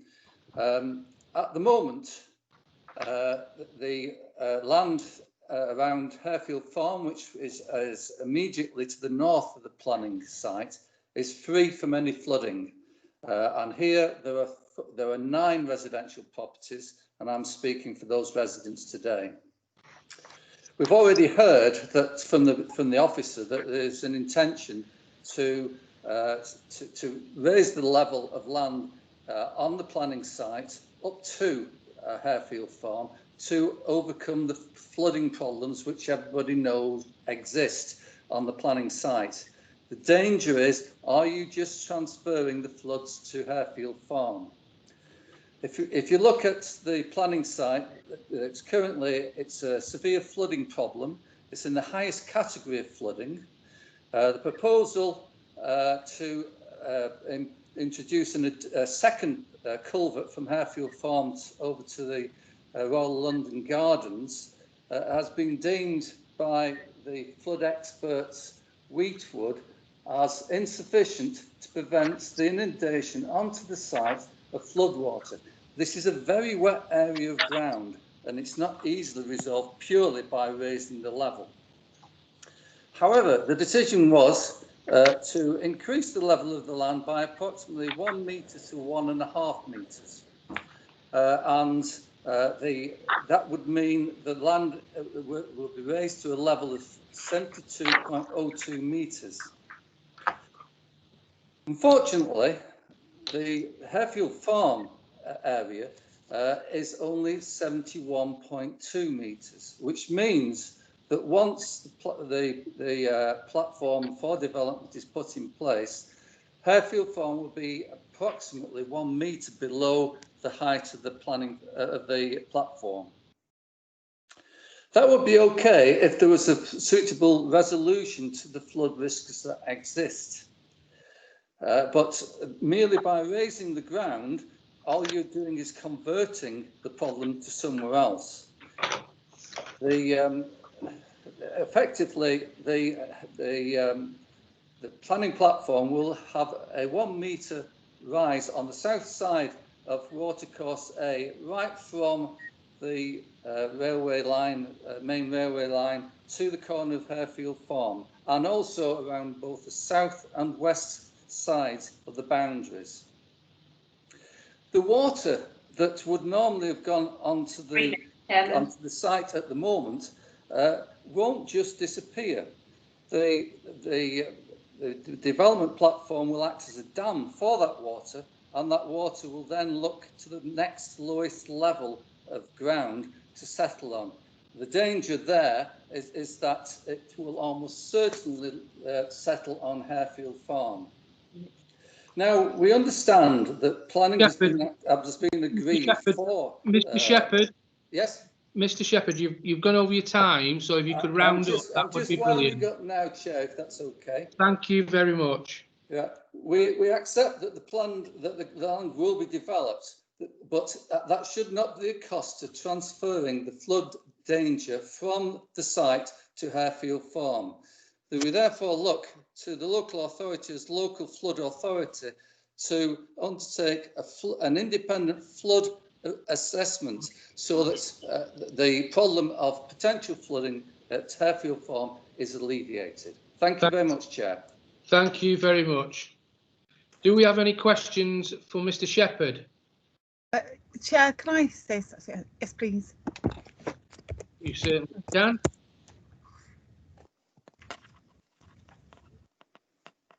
Councillor, yeah. Can I come in? Go ahead. Yeah, you can. Go ahead, Susie. Yeah, thank you, Mr Shepherd. My question is, have you been in touch with the planning officers, and have they provided any reassurance or evidence that your concerns won't be realised? Yes, I have been in touch, but they've not provided me with any assurance. I think the problem here is that all the documentation produced for Royal London, it relates to the site and not off-site. Although I have been gratified to see that the council's flood risk officer has just recently added some documentations to this submission to say that he's concerned about the risk for flooding off-site. I'm not sure that relates to Hairfield Farm, but it certainly should do. Okay, thank you very much. Thank you very much. Does anybody else wish to speak? No, thank you very much. Thank you very much, Mr Shepherd. Thank you very much, Chair. If you could switch off your camera and microphone, that would be fantastic. Thank you very much.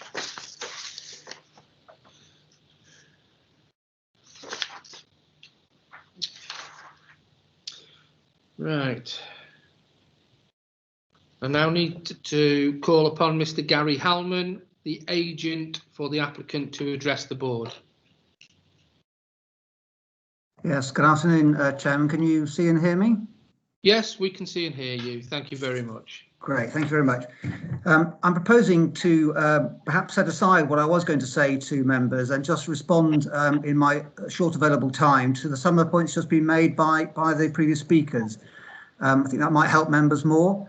So first of all, the issue of the level of the land for the northern housing site close to Hairfield Farm. The important thing to recognise here is that this isn't part of this application. That level was set and approved by members at the part of the timing of the previous residential consent.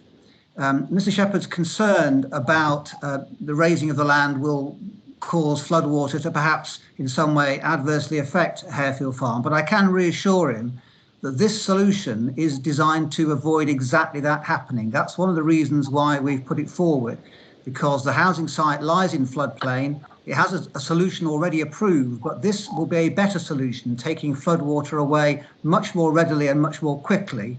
And it will not only assist in terms of the housing site to the north, which is in floodplain, but also the Royal London campus and the regular flooding which occurs to Royal London House and some of the roads that surround it. So I think this is important to recognise that it's a comprehensive solution and a benefit to the very issues that Mr Shepherd has highlighted to you.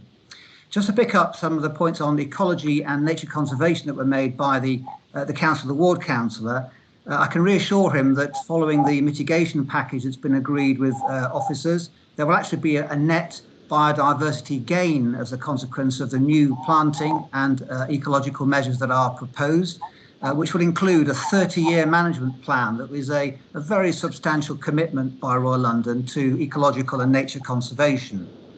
And then finally, the modelling point, again, I think the council's lead flood risk officer is available to the meeting, but he can reassure members, I hope, that this is a scheme that has been modelled in line with best practice, using the most up-to-date information and signed off by the Environment Agency and by his department. So in conclusion, Chair, this will provide a resilient long-term flooding solution to the Royal London campus. It will crucially allow the housing scheme you've approved to the north to proceed, delivering 120 new family homes, of which 30% of which will be affordable in a part of the borough where there is a dire need. And it will also have the additional benefit of unlocking the delivery of a hectare of open land, which Royal London committed to transfer at no cost to the council for new playing fields at Wilmslow High School. I hope members will support our application, therefore allow these developments to proceed and the urgently needed flood mitigation works to progress. And thank you very much for your attention. Thank you very much, Mr. Hellman. Do we have questions for Mr. Hellman?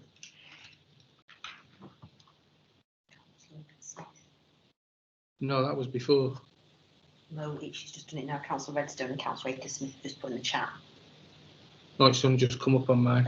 Councillor Susie Akers-Smith and then Councillor Redstone. Chair, I think Councillor Redstone was first. Right, okay, we'll do that if you wish. Councillor Redstone. Thank you very much, Chair. Mr. Harman, my question is regarding the contaminated land on the site. I know there's going to be conditions, but I'm particularly concerned, given the nature of the site, about contaminated water. How is this going to be mitigated? How are you going to prevent this getting into the brooks and being spread about the site as if it should flood? Yes, are you meaning during the construction period, Councillor? Well, as I understand, there are at least 2 landfill sites on site that are known about, and I think there probably are other areas which are unknown. So what are your investigations found so far, Yes. and what are you Yes. going to do about mitigating that? Yes, well, I'm thinking both during the build process, but I'm talking about after as well. Is all this waste going to be removed as found, and where is it going, and how is it going to be processed? Yes. The understanding that I have from the research that's been done, and I think this is covered in the officer's report to an extent, is that there is only inert waste that was deposited on the site. Much of this is actually from, we think, from the construction of the bypass. Where the larger attenuation area is proposed is, in fact, a large mound, a very large mound that arises from deposits from the construction of the bypass, and that would be removed and form part of the materials to be reutilised elsewhere on site. As that mound is deconstructed, as it were, the soils will be screened and checked. All those that are suitable will be put into the stockpiles. Any of those that are unsuitable would be identified immediately and would need to be removed from the site and disposed of to an appropriate alternative site, which is licensed for that purpose, dependent upon what the materials are. There will be a method statement to that effect, which the Environment Agency will need to approve, and we'll be using that also. There's a requirement for approval of the method statement in order to ensure that there isn't any cross-contamination when the soils are excavated into the watercourses. So you're absolutely right to raise this. The EA are very, very hot on this, as is the Council's Environmental Health Department, and we are happy to accept the stringent conditions that will be required to ensure that there is no risk. Thank you. I would draw your attention to page 72 of the officer's report, in which the Council's Contamination Land Officer has considered a number of reports submitted, and there are older reports which show that there was hydrocarbons, PAHs, asbestos and other materials found on site. And that is particularly what they're concerned about, getting into the watercourse. Yes, and I acknowledge that, and the officer has identified that there may be a risk of that, and that's why there'll be this very careful monitoring as the as the mound is deconstructed and excavated, to ensure that if there are any of those types of materials found, they would be removed, as he's suggesting, and we will be watched over very carefully by the EHO and the Environment Agency to that effect. Okay, thank you very much for your answer. Thank you very much, Patrick. Right, Councillor Susie Aker-Smith. Yeah, thank you, Mr. Hellman. It was just a question going back to what you just said. If your solution does impact on the residents and the homes of Mr. Shepherd and where they live, I mean, will you put in writing that should his concerns come to fruition, that you would be financially accountable and to make good any issues that arise because of the raising the land level?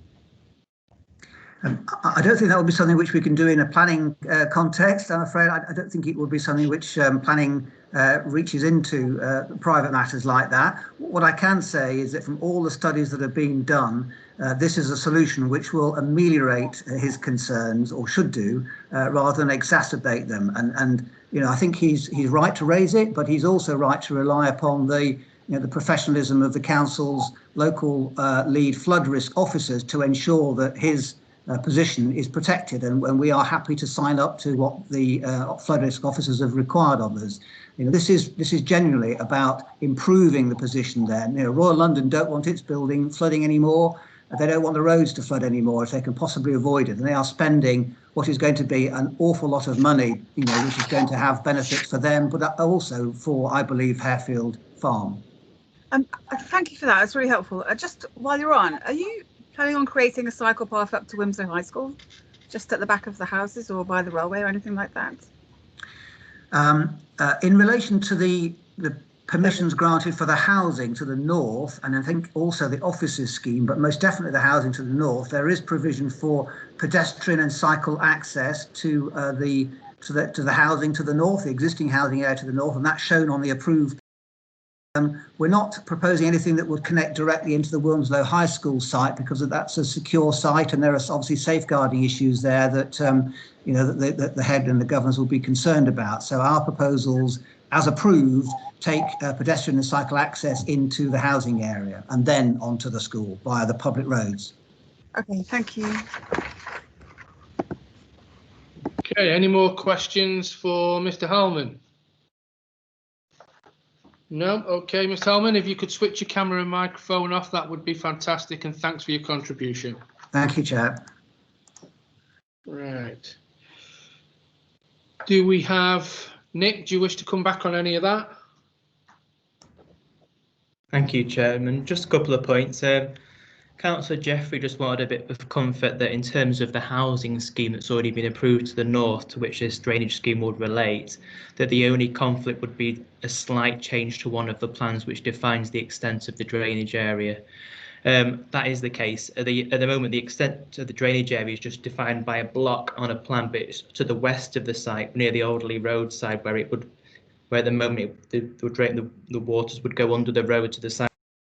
So obviously that wouldn't be relevant anymore. So it's literally an area being changed on a map to where this new area of drainage would be. That'd be the only difference in terms of how the other application would need to be changed to align with this application should it be approved. And that's it. Thank you, Chair. Thank you very much, Nick. Now we'll go to questions to officers, but let me just remind you that we do have Paul Reeves in, who is the flood risk manager. So if we have any questions answering on the question of flooding, it might be a better address to Paul rather than Nick. So do we have any questions to officers? Yes, Chair, yes. I keep looking in the chat. Right, you're there now. For some strange reason, I've got a bit of delay on mine, but okay, Susie, if you want to go ahead, that's fantastic. It's Congleton to Middlewich for you. Well, I'm not in Middlewich, I'm in Westfields. Yeah, so my only question really, because obviously the flooding there has been a significant problem for years, is that they are actually planning on putting a cycle link on the highway. And I just wondered if any of this building impacted on the highway, if they were going to put in a cycle link and then dig it up. So that's all I wanted to know, really. Okay, Nick. Thank you. In terms of this application, this is simply for the earthworks and the drainage. So there's nothing here relating to the housing scheme at all proposed here, unfortunately, so I wouldn't know. Okay, thank you. Thank you very much. Is there anybody else that wishes to speak? Okay, what I will say is, Paul, there is a lot of concern over the flooding in this. If you could give us an appraisal of the flood, the way the flood management's been coped with, which would probably help Mr. Shepherd, then if you would, I'd be grateful. Yeah, thank you, Chair. Apologies you can't see me on the video feed. That's due to licensing issues apparently, but I hope you can hear me loud and clear. Yeah, we can be okay, Paul. Yeah, good. My involvement with Royal London goes back several years to the early planning stages around what we now see as a flood mitigation proposal. We're fully aware of the extent of local flooding and some of the complexities too, I hasten to add, around how flood risk is actually managed at locations like this. So just to be perfectly clear, we have reviewed a lot of the detailed modelling that's forming part and parcel and sits behind this flood mitigation work. And just to be clear about respective roles as well, we have two very specific interests at this location, and you've made reference to the Environment Agency. They have a particular interest in regulating the statutory main river elements of this particular proposal. So that's around in the areas around the Roundabout at the southern end of the site, and also the non-main river elements, which is something that we have a very specific interest in as lead local flood authority. And to give members some comfort, there is an additional regulatory framework that sits around these proposals. So developers, once they obviously have their planning permissions in place, there's a further level of scrutiny that's required, if you like, through the formal consenting and permitting arrangements, which both the EA and myself have responsibilities for. So yeah, in a nutshell, as I said, we have reviewed it. We're reasonably comfortable with what's being proposed, and it will go some way to providing mitigation for some of the known flooding problems we already see there. We can never eradicate flooding risk completely, but certainly there's nothing in this application that would give me cause for immediate concern. I hope that that helps. Thank you very much, Paul. That's I hope that helps Mr. Shepherd as well. Right, we've had questions, so I will move to debate if anybody wishes to open up debate upon this subject. Just seen a question from Redstone. Oh, hang on a minute, just 1 second. Councillor Redstone, just as I was announcing debate, you've gone to question, so. Thank you, Mr. Chair.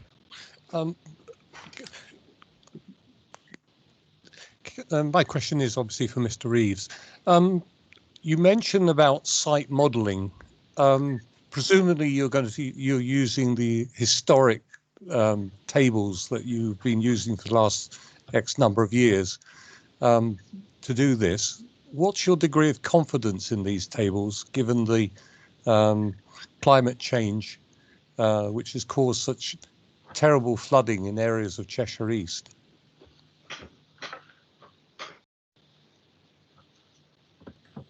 Yeah, thank you very much for that question. We certainly look at the historic information as a matter of course.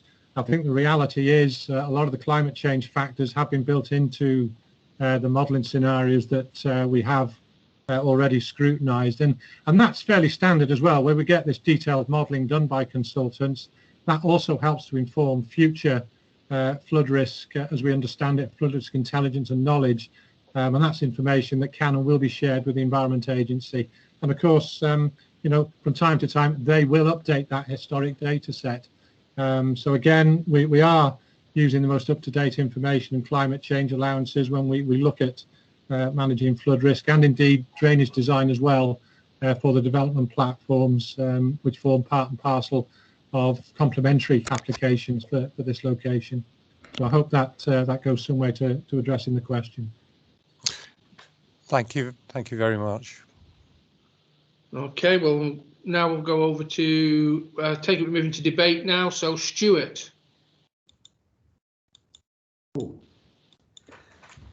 Sorry, Mr. Chairman, I'd forgotten to unmute, so I muted myself. I have one issue with regard to this application, and that relates to the significant loss of trees. And I note that we have a proposition at condition number 5 for the submission of a landscape scheme, and obviously an implementation thereof at condition 7.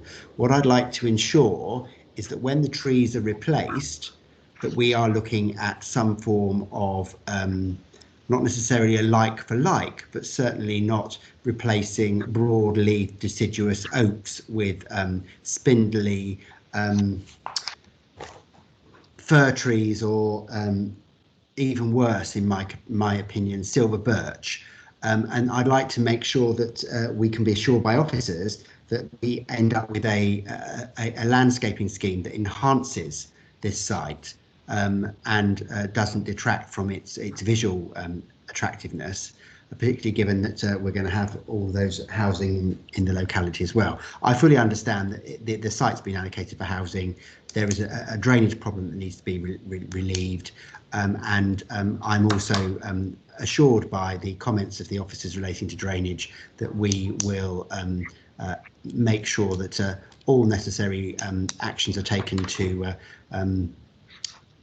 protect against unnecessary flooding in the future. I mean, it's interesting to note that often the reason for flooding at the current time is attributed to development, but it's also true to say that a lot of rural areas, the drainage is due to a lack of riparian management. So I would be listen to the debate, but in the absence of anybody else, please come back to me, Mr. Chairman, because I think I'm minded to recommend this be approved.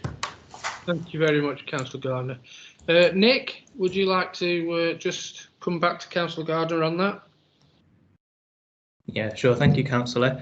Yeah, there is a landscaping condition. Even though we've got a landscaping plan submitted, we have included a condition again, so further landscaping can be clarified and agreed prior to any landscaping being built out. There's also going to be a 30-year landscape and habitat management plan to be agreed, so hopefully we carefully manage that for a number of years. So yeah, it's something that's noted, and we'll keep a very careful eye on with the conditions. Thank you. Thank you very much. And I mean, specifically there, Nick, Councillor Gardner was specifically saying that, you know, the planting of the trees, we need to be selective on the planting of the trees. So if you can keep that in mind, that would be good. Okay, noted. Thank you. Thank you very much. Right. Now, does anybody else have any more questions or want to speak, or should I say debate? We have a proposal from Councillor Gardner for approval. Do we have a seconder? Sorry, Chairman, can I just double check he was formally approving that? I think he did say about coming back to me. Oh, right. Yes, sorry, he did. That's my fault. Councillor Gardner, would you like to verbalise that, please? In the absence of any other members wishing to take part in the debate on this item, I'm happy to propose that we move the officer's recommendation, and I'm assured by Mr. Holland's response that we will end up with a good landscaping scheme, and if I see too many silver birch, I will be coming back to talk to him about it. Thank you. Thank you very much. Now I have Councillor Edgar as Councillor Edgar. Yeah, thank you, Chair. I'm happy to second, but Councillor Hogben was before me. Do you know, it doesn't show up on mine like that? It's weird. It's happened a couple of times, that has. No, according to my screen, he was first. Right, Councillor Hogben. In which case, I win the competition to propose, to second the proposition. Sorry about that to the 3 competitors who wanted to do the same. I think it's fairly safe this will go through, but mustn't prejudge that. So I second the proposition. Okay. Does anybody else wish to speak before I go to the vote? No. So we will go to the vote, and we will go down in alphabetical order. If you can say for, against, or not voting, and it is to approve with the conditions. So Councillor Susie Akers-Smith. Hate being first. For. Chair. Councillor Steve Edgar. For. Councillor Stuart Gardner. For. Councillor Peter Groves. 4, Chair. Councillor Steve Hogburn. 4. Councillor Brian Puddicombe. 4, Chair. Councillor Patrick Redstone. 4, Chair. Councillor Jackie Wetherill.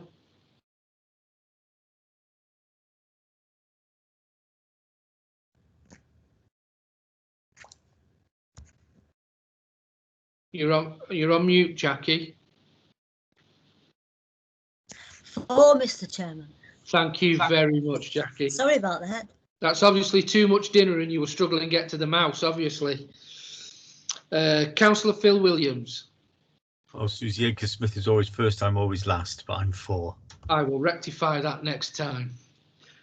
Thank you very much, and I'm 4 as well, so that's a unanimous vote. Okay. We will now move on to the next item, item 7, but before we do so, can I ask Sarah to bring back in Councillor Farrell? Yep, and Jeffrey. And Councillor Jeffrey, yeah.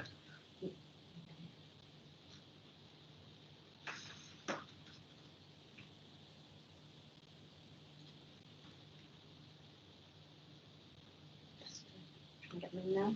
We're just bringing them in, so.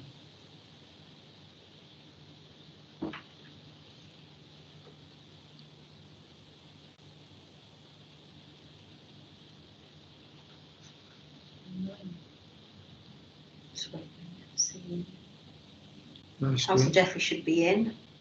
Councillor Jeffrey, can you hear us? Yes, I'm back. Thank you. Councillor Farrell?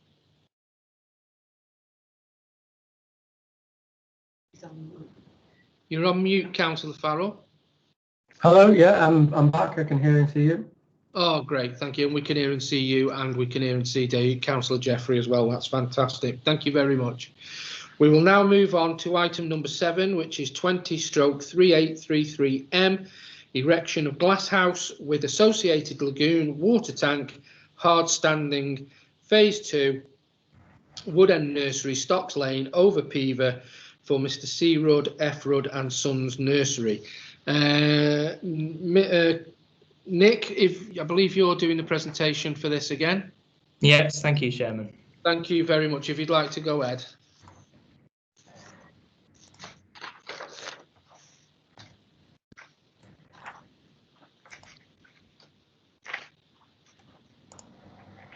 Okay, yes, so we've got Wood End Nursery, Stocks Lane, over Pever, for the erection of a glass house, lagoon, water tank and hard standing.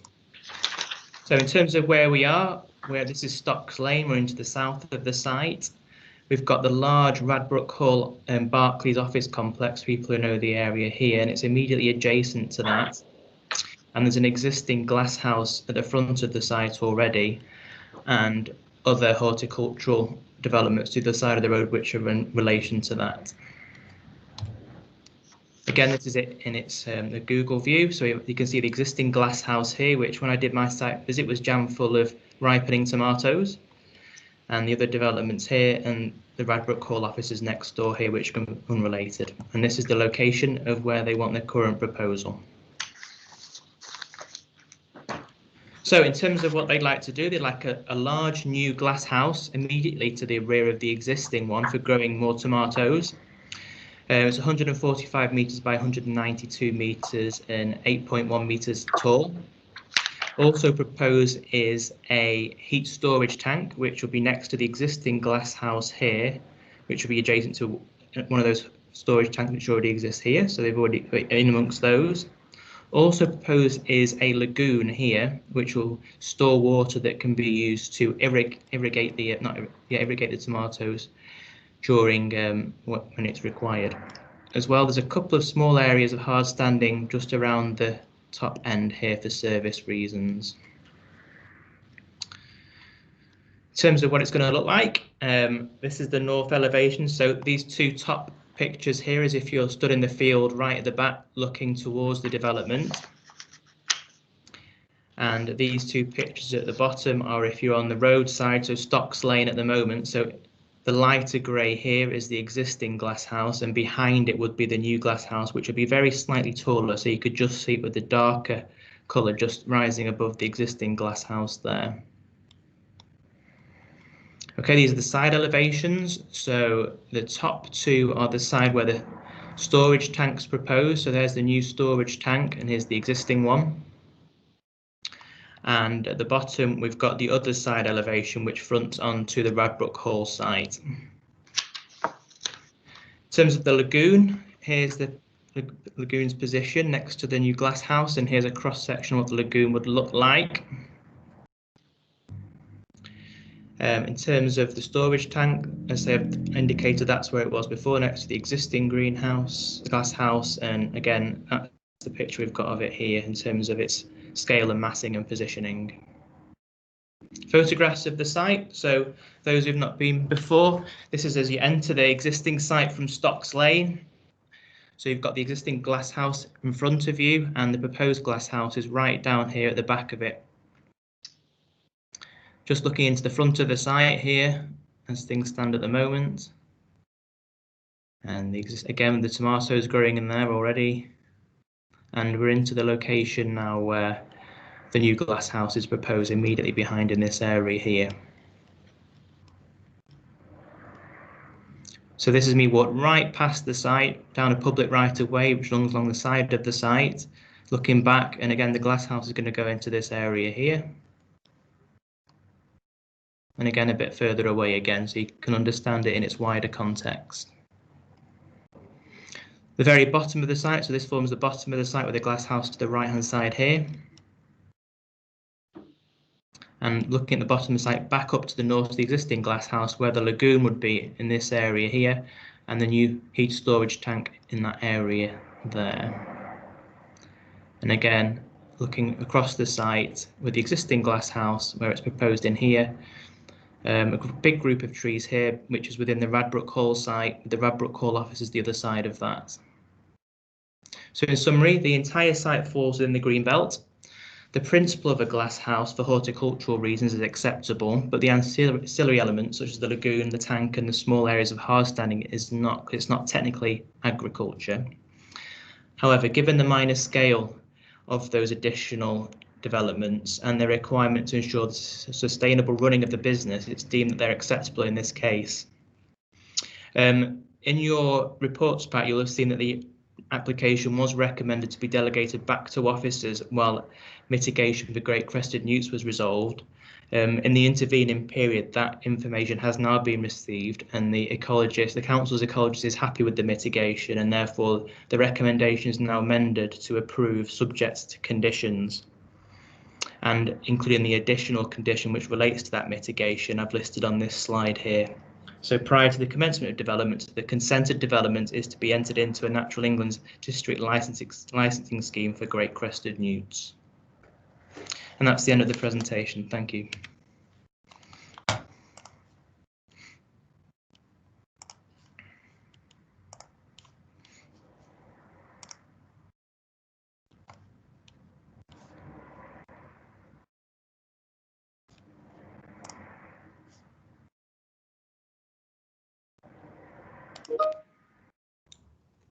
Mike, you're muted.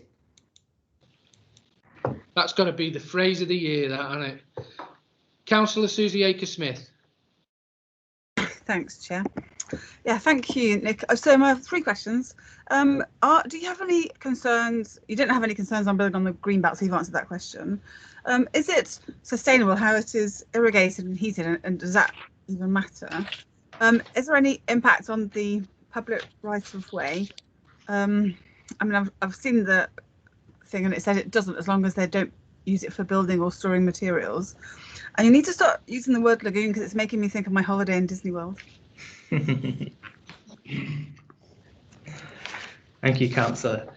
In terms of the sustainability of those additional elements, the heat storage tank, I understand the way that works is that it stores up heat generated from the CO2 which comes off the growing tomatoes in the glass houses, and it basically reuses that heat in the evening to keep the plants warm in the evening. So that to me seems like a very sustainable system. And in terms of the lagoon, they're using a lot of the water from the site to go into that lagoon as well. So again, that's a sustainable way of reusing water rather than tapping into mains water, which would be the alternative, I'd suggest. Brilliant. Thank you. Okay, does anybody else have any questions? So we can move in debate. Does anybody wish to open debate? I would like, well, I'm quite happy to, Councillor Redstone.